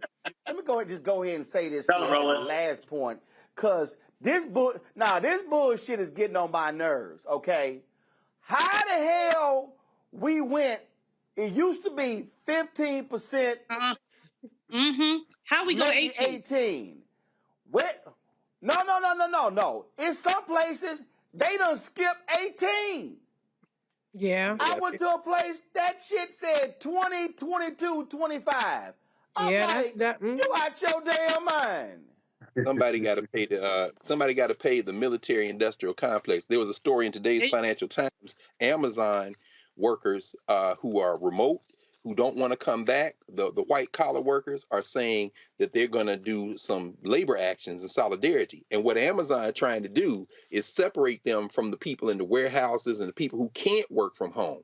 But the people who can't work from home said, no, we are standing with them. Even though they can work from home and we can't, ultimately, we're all labor. The reason they're going up on them tips is because these places are making record profits, and they are making those record profits off of labor. They're making record profits by suppressing wages. They're suppressing wages, and the only way people are trying to get their money is by asking for tips. But we should not encourage. First of all, the whole tipping system, as all y'all know, is based on enslavement and ways that people. The tip was optional, but you didn't get paid. That's the basis of the tipping system. So we understand exploitation basically derives off our exploitation, and we need to stand up against that. We just need to stand up against it. I have enormous sympathy for working people. Tipping 20, 25%, blunt the dumb shit. Oh, gee, I said I wasn't going to curse. And here's my whole deal. Pay folk right. And then just put it into the price, but that's how silly this thing goes. And then you don't even know if you get a tip, it's actually going to them or it's some little system there. All right, Xavier, I appreciate it, man. Thanks so very much. Get your ass in that kitchen. Right on, Mark Roland. All right, y'all, going to a break. We'll be back. Roland Martin Unfiltered on the Black Star Network. Thank you. Hatred on the streets, a horrific scene, a white nationalist rally that descended into deadly violence. White people are losing their damn minds. As an angry pro-Trump mob storms the U.S. Capitol, we've seen shooting. We're about to see the rise of what I call white minority resistance. We have seen white folks in this country who simply cannot tolerate black folks voting. I think what we're seeing is the inevitable result of violent denial. This is part of American history. Every time that people of color have made progress, whether real or symbolic, there has been what Carol Anderson at Emory University calls white rage as a backlash. This is the rise of the Proud Boys and the Boogaloo Boys. America, there's going to be more of this. Here's all the Proud Boys, guys. This country is getting increasingly racist in its behaviors and its attitudes because of the fear Us white people. The fear that they're taking our jobs, they're taking our resources, they're taking our women. This is white fear.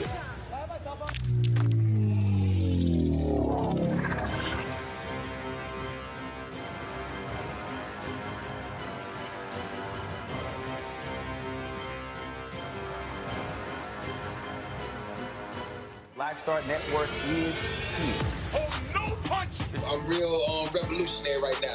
Thank you for being the voice of Black America. All momentum we have now, we have to keep this going. The video looks phenomenal. See, there's a difference between Black Star Network and Black-owned media and something like CNN. You can't be Black-owned media and be scared. It's time to be smart. Bring your eyeballs home. You dig?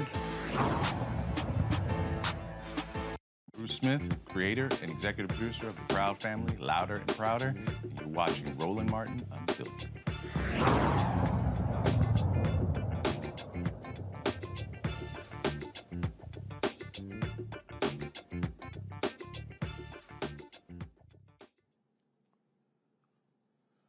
All right, folks. Gerard Jones, a black firefighter in Rochester, New York, has filed a racial discrimination lawsuit against the city of Rochester, the fire department, and its former captain, Jeffrey Crywey.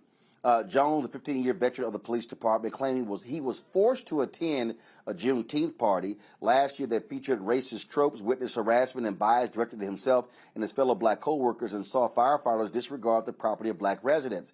Jones initially filed a legal complaint with the state Supreme Court following the Juneteenth party on July 7th. The federal lawsuit seeks unspecified damages and calls for changes in the department's policies and practices to prevent discrimination. I'm confused here, Reese. The white folks made the black folks forced to attend a Juneteenth party? Well, I mean, I don't know what the hell is going on. That sounds very strange, but if Juneteenth party is what they chose to be funky and do vandalism, I guess, to black people stuff, y'all couldn't do that on 4th of July, on Cinco de Mayo, or St. Patrick's Day. Why'd you have to pick the black holiday to act a plumb fool? That's just crazy. Pay him the money. I don't know how much he's suing for, but give him every last dime of it. Here's the other deal for me, Julian. If there's any holiday party, I'm not gonna let somebody show their ass. It's gonna be Juneteenth. Yeah. Well, there you go. I mean, I think that, like you say all the time, Roland, white people have lost their you-know-what minds. They truly have. What gave them permission to think that on Juneteenth they could clown? So right on to the brother, sue them for everything they got and get a couple people fired while you're at it. Our people are just basically getting dumped on all over the place. And in the name of whatever, go along and get along, some people think we ought to take it. I'd love to see your Twitter feed sometime because, you've got a whole bunch of these incognitos who expect that we're supposed to take this nonsense, and we're not. So right on to the brother, and, we're coming up on Juneteenth. So people, hold to your principles. Juneteenth is about the belated notification that enslavement had ended. It is now a national holiday. In the state of California, it's a holiday. I'm sure it's not one in the state of Mississippi, but stand your ground and do not let white people take this over. Have your own Juneteenth celebration. Greg, Seth the Entertainer had a certain bit when he said, I wish they would. I'm just saying, I'm just letting anybody know. One, I ain't taking no stuff off of nobody on any day. Pick any one on 365. But if there's one day I damn sure know you ain't gonna act a fool and have practice with discrimination, it's damn sure gonna be Juneteenth. Mm-hmm. There you go. I'm very happy that this is a federal holiday because this is one that they can't swallow. This is about humiliation. This is about attempting to humiliate black people, and how we respond dictates the terms of what happens. 100 years ago today was the funeral of now Brigadier General Charles Young here in Washington, D.C. I actually went out to Arlington Cemetery today to he and Ada Young's grave. Charles Young was retired by the United States military at the behest of President racist Woodrow Wilson during World War I because they did not want him to become a general. Now, of course, he ended up mentoring Benjamin Davis Sr. and Benjamin Davis Jr. graduated from West Point, the first black person to do that since Charles Young graduated in the 19th century. Charles Young got on his horse in Wilberforce, Ohio, where he was a professor at the time, and rode that horse to Washington, D.C. to make the point, because they said, oh, he's got high blood pressure, he's not fit. I'm bringing all this up for a reason. They unretired him after World War I and sent him to Liberia. Then he went to Nigeria. He was working on a book, and he got sick and made transition. W.E.B. Du Bois, his very close friend, said, y'all killed Charles Young, and you attempted to humiliate Charles Young, who did his duty. He was a leader of the Buffalo Soldiers, all this stuff. I'm bringing all this up because this is about humiliation. And the black community was so enraged in how Charles Young was treated that we didn't take it lying down. And Charles Young became the fourth human being to be funeralized at Arlington at the big gathering spot there. The third person was the so-called unknown soldier.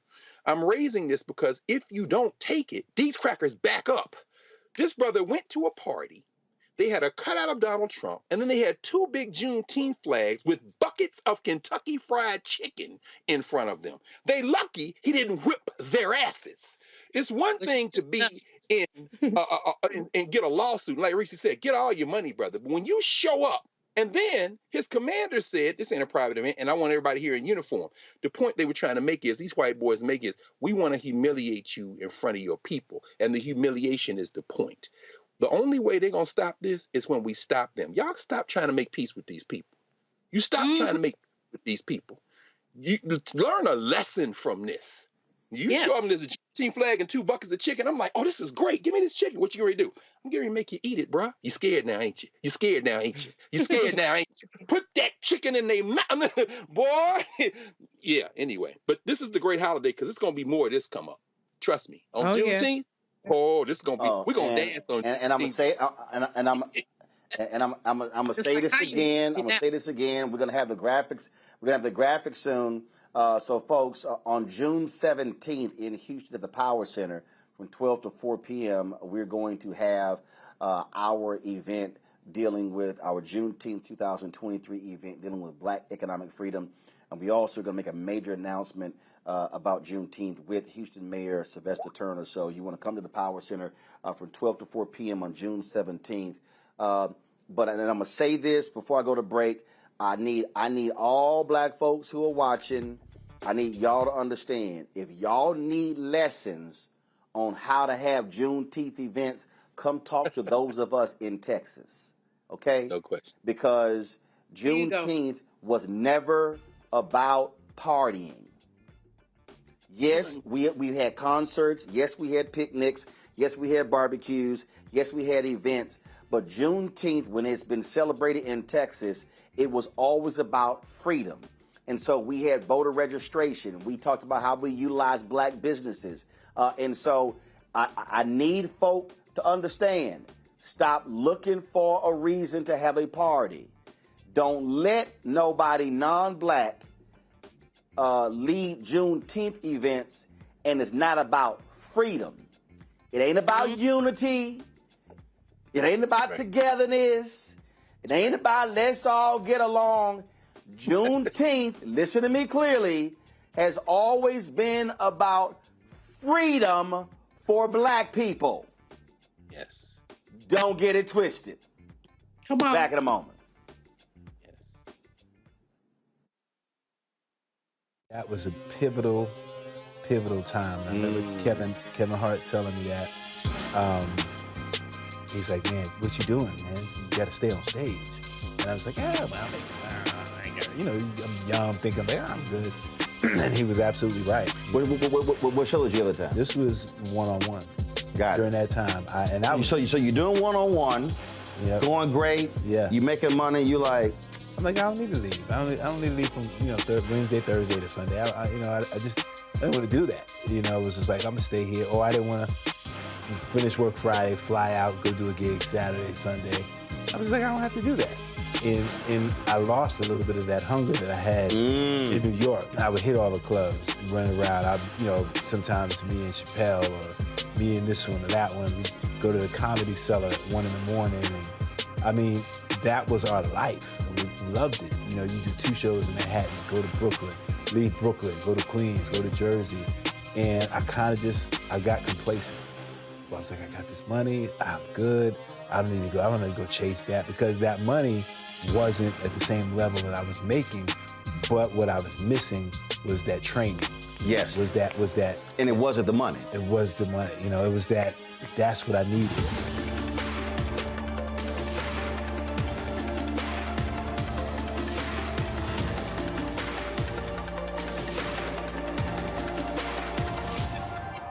Coming up next on The Frequency, right here on the Black Star Network, Shanita Hubbard. We're talking about the ride or die chick. We're breaking it down. The stereotype of the strong Black woman. Some of us are operating with it as if it's a badge of honor. Like, you even hear Black women like aspiring to be this ride or die chick, aspiring to be this strong Black woman, so at their own expense. Next on The Frequency, right here on the Black Star Network. Hey, what's up, y'all? I'm Devon Franklin. It is always a pleasure to be in the house. You are watching Roland Martin Unfiltered. Stay right here.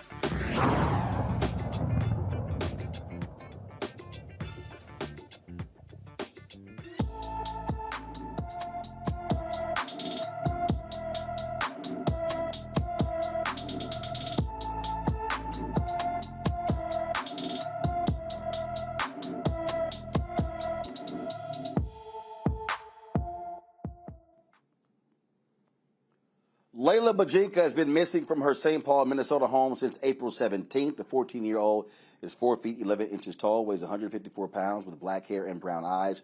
Authorities caution, do not approach Layla if you see her.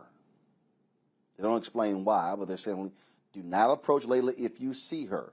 Call the Hennepin County, Minnesota Sheriff's Office at 952-258-5321, 952-258-5321.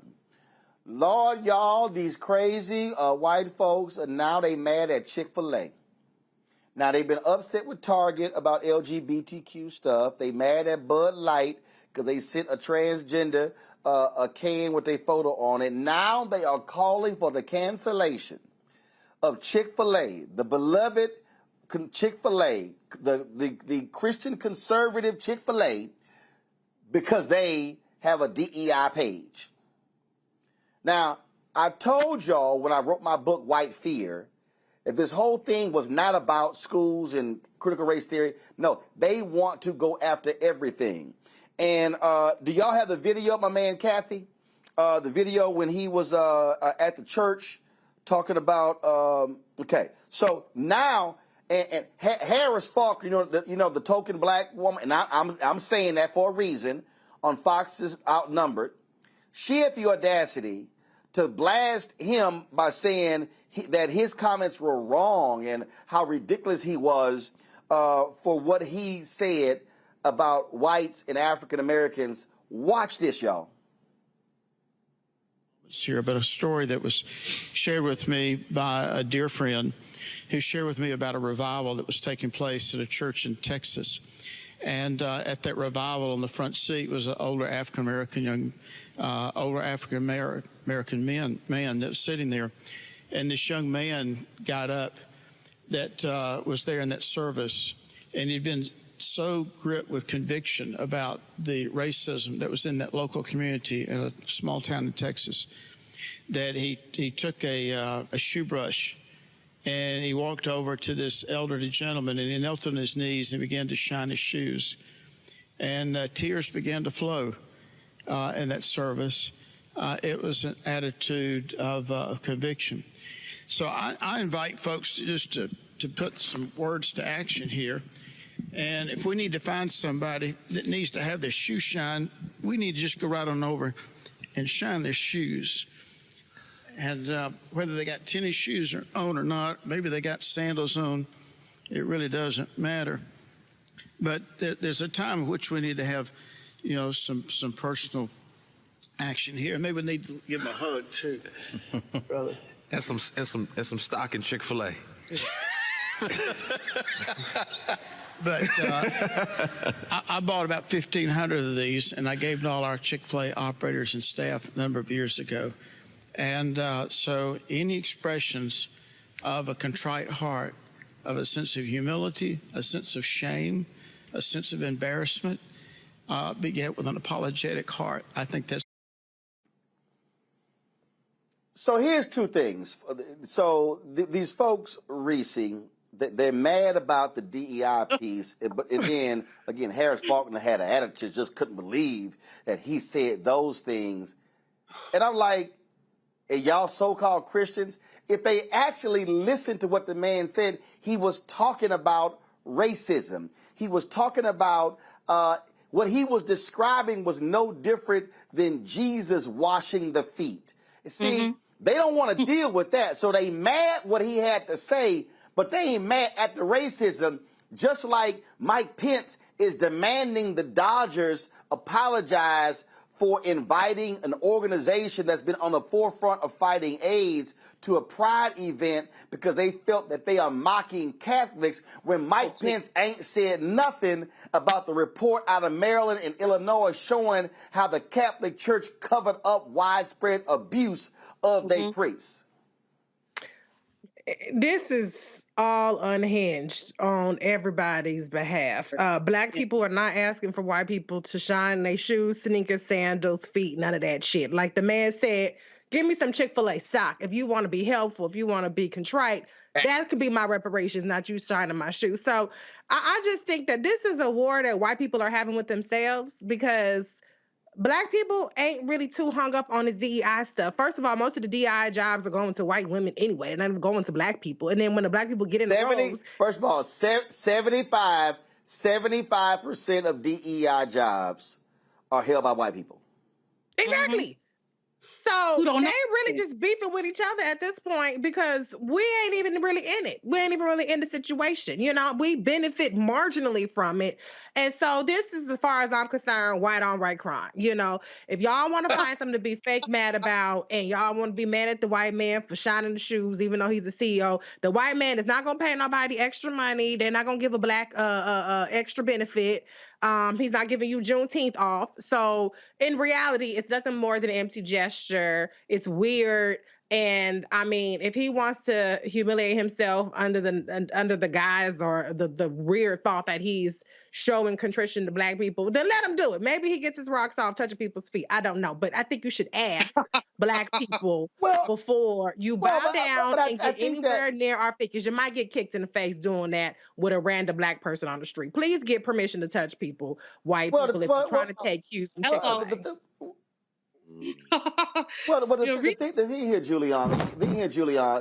Julian, is I understand what Dan and Kathy was saying, but the point here that I think is really important is that the same folk who loved Chick-fil-A before, don't you find it interesting that now they mad when he's talking about how we need to be contrite about racism?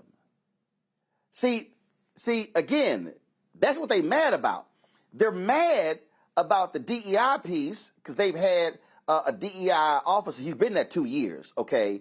How dare you? And see, the thing that I need people to understand, Julian, and I call this whole thing, they were not just focused on schools.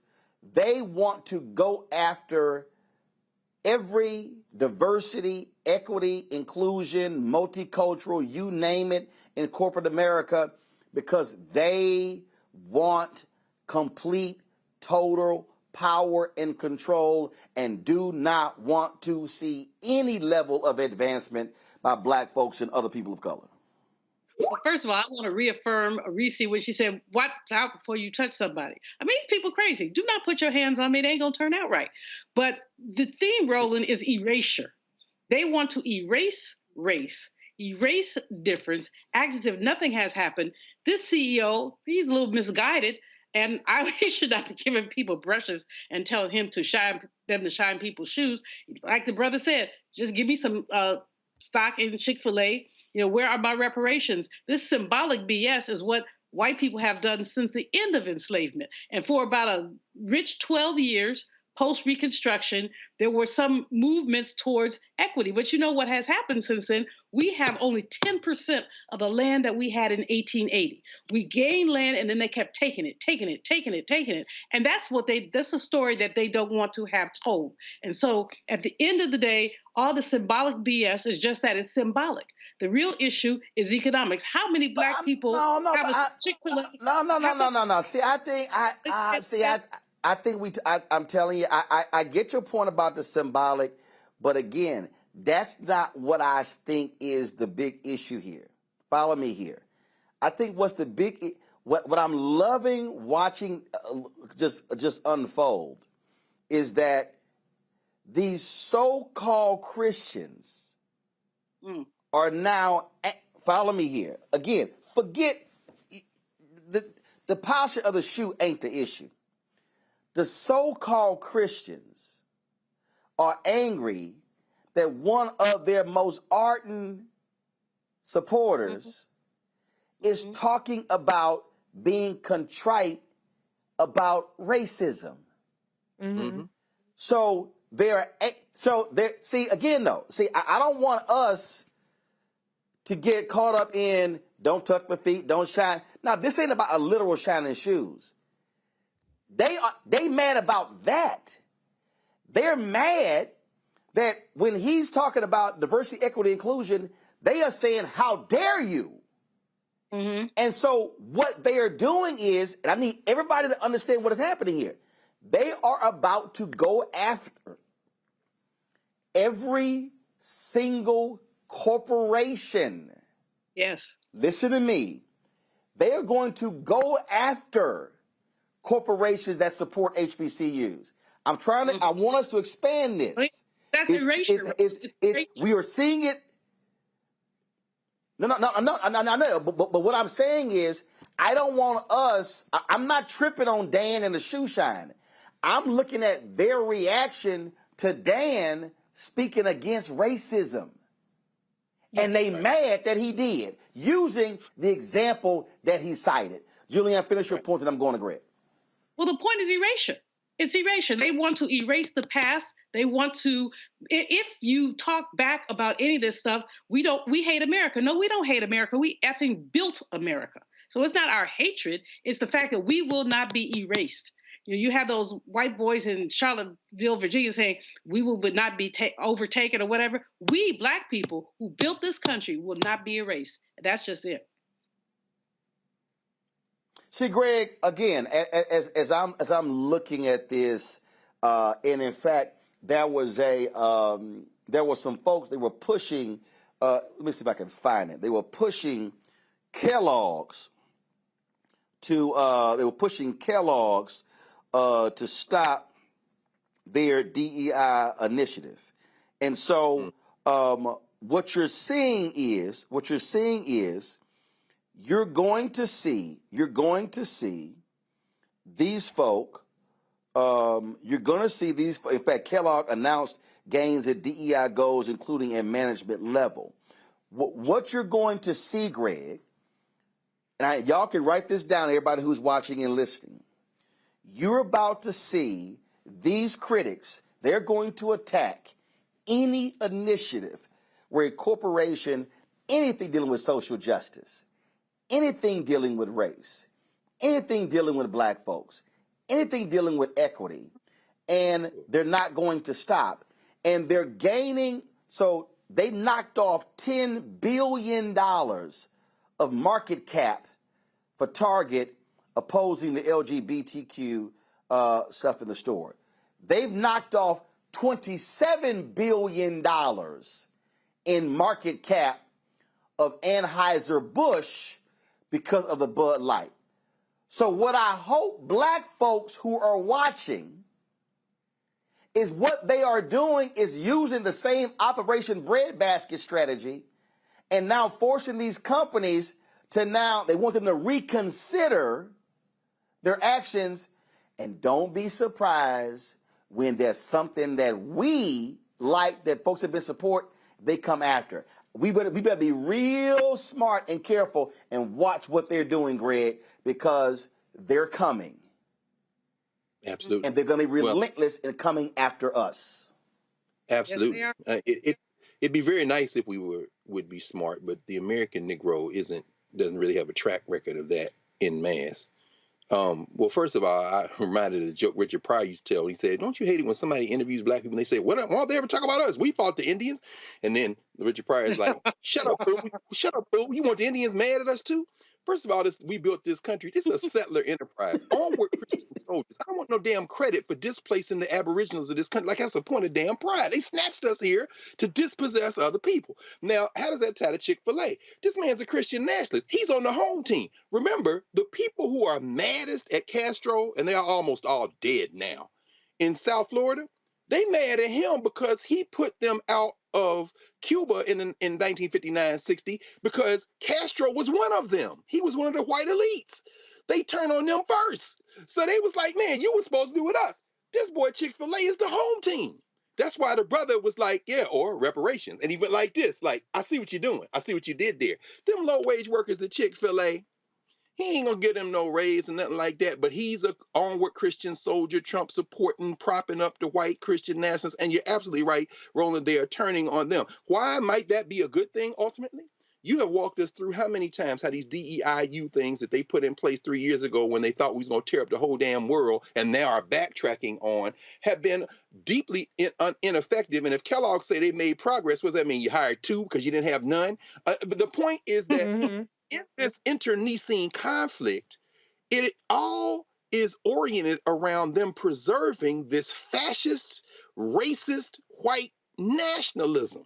And if his response will be to back up off it, maybe mission accomplished. If they knock off some market share, mission accomplished. But I'm going to tell you about the American Negro. You go to South Africa, KFC. You go to West Africa, KFC. You go to Egypt, KFC.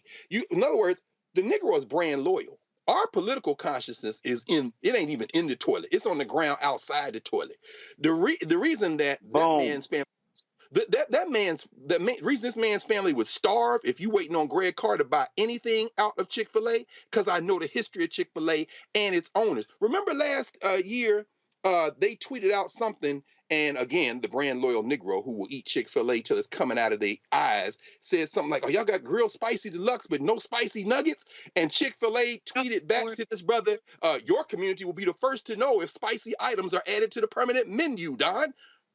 Why my community? Because you Negroes will burn down a church to get to Chick-fil-A. Until we develop some sense of self-respect, which is what I suspect y'all gonna be talking about at Juneteenth in Texas, the third week of June, we are gonna be pawns in a game that we don't even know is going on. But hey, man, you'll starve before you get something from me from Chick-fil-A, brother, because you can shine my shoes, but as the brother said, what about that stock? I see what you did there. I see what you did there. All right, y'all, hold tight. I'm going to go to a quick break. I'll be right back. 2 minutes for our final segment on Roland Martin Unfiltered. Back in a moment. When you talk about blackness and what happens in black culture, we're about covering these things that matter to us, speaking to our issues and concerns. This is a genuine people-powered movement. There's a lot of stuff that we're not getting. You get it, and you spread the word. We wish to plead our own cause. Too long have others spoken for us. We cannot tell our own story if we can't pay for it. This is about covering us. Invest in black-owned media. Your dollars matter. We don't have to keep asking them to cover our stuff. So please support us in what we do, folks. We want to hit 2,000 people, $50 this month, raise $100,000. We're behind 100,000, so we want to hit that. Y'all money makes this possible. Check some money orders. Go to P.O. Box 57196, Washington, D.C. 20037-0196. The Cash App is $RM Unfiltered. PayPal is R Martin Unfiltered. Venmo is RM Unfiltered. Zelle is Roland at RolandSMartin.com. Pull up a chair. Take your seat. The Black Table with me, Dr. Greg Carr, here on the Black Star Network. Every week, we'll take a deeper dive into the world we're living in. Join the conversation only on the Black Star Network. Me, Sherry Shepard, and you know what you're watching, Roland Martin Unfiltered.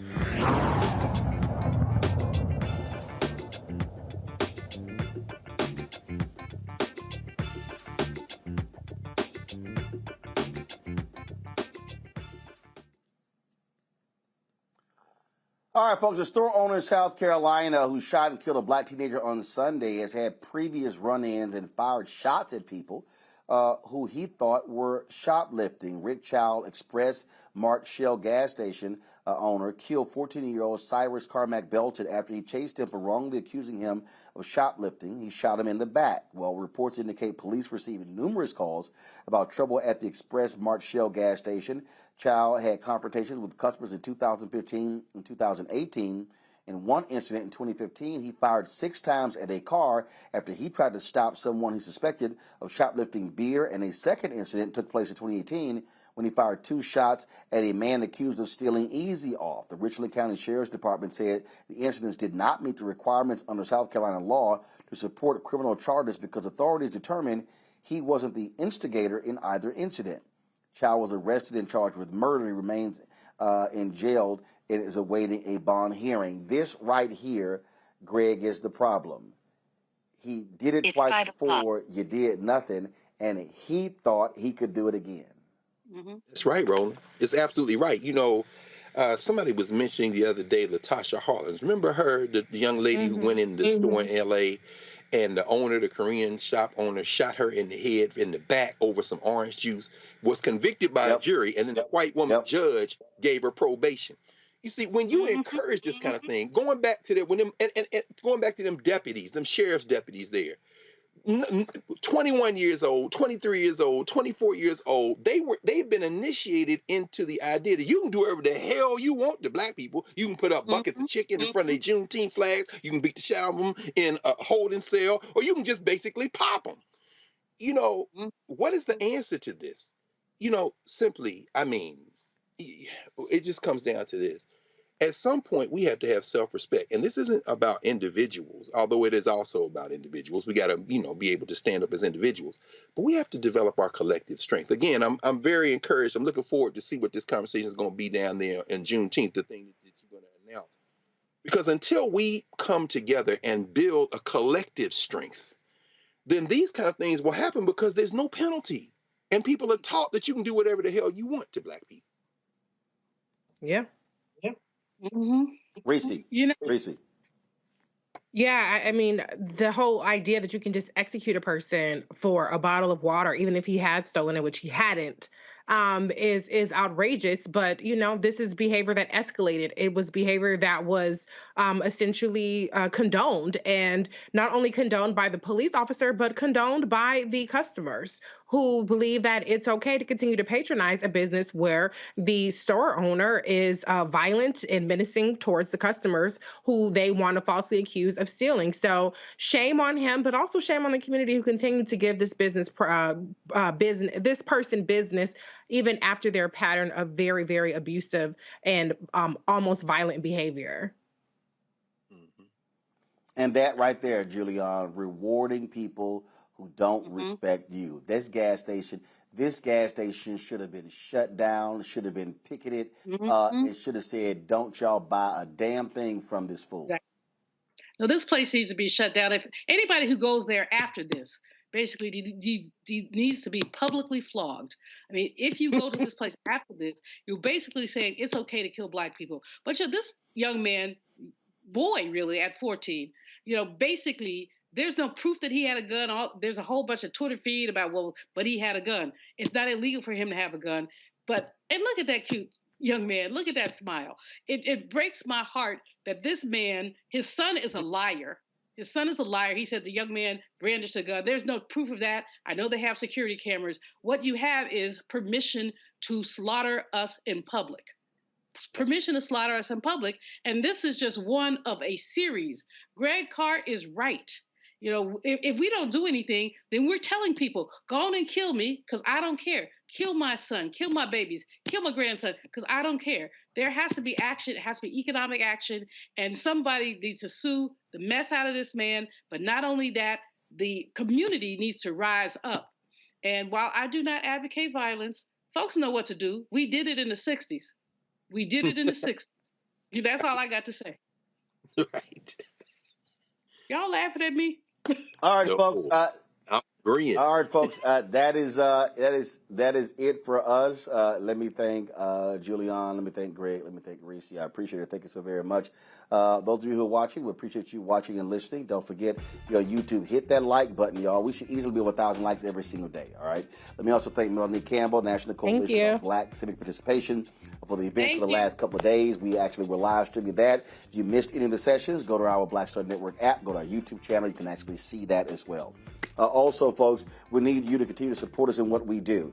Download the Black Star Network app, Apple phone, Android phone, Apple TV, Android TV, Roku, Amazon Fire TV, Xbox One, Samsung Smart TV, and of course, support us financially. Trust me, y'all, we are out here trying to make it happen when it comes to these ad agencies, but it is not easy. So please, your dollars help us support our staff, help us support, pay the bills.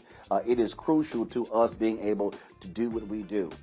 We are behind in our fundraising, and we appreciate if you, whatever, 7-0196, Cash App, $RM Unfiltered, PayPal, R Martin Unfiltered, Venmo is RM Unfiltered, Zelle is Roland at RolandSMartin.com, Roland at RolandMartinUnfiltered.com, and of course, be sure to get a copy of my book, White Fear, How the Browning of America is Making White Folks Lose Their Minds, available at Ben Bella Books, Amazon, Barnes & Noble, Target.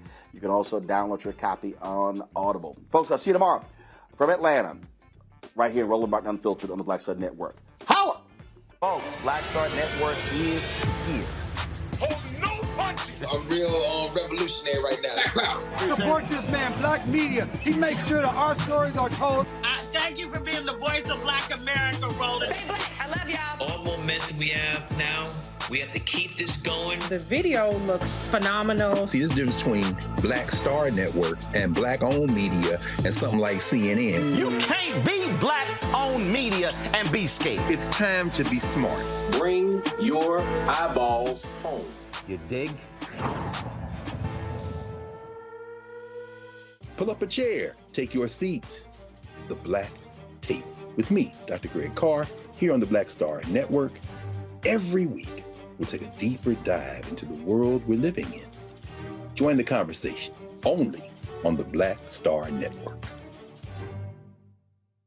Hi, I'm Dr. Jackie Hood Martin, and I have a question for you. Ever feel as if your life is teetering and the weight and pressure of the world is consistently on your shoulders? Well, let me tell you, living a balanced life isn't easy. Join me each Tuesday on Black Star Network for A Balanced Life with Dr. Jackie. We're all impacted by the culture, whether we know it or not. From politics to music and entertainment, it's a huge part of our lives, and we're going to talk about it every day right here on The Culture with me, Faraji Muhammad, only on the Black Star Network. I'm Deborah Owens, America's Wealth Coach, and my new show, Get Wealthy, focuses on the things that your financial advisor and bank isn't telling you, but you absolutely need to know. So watch Get Wealthy on the Black Star Network.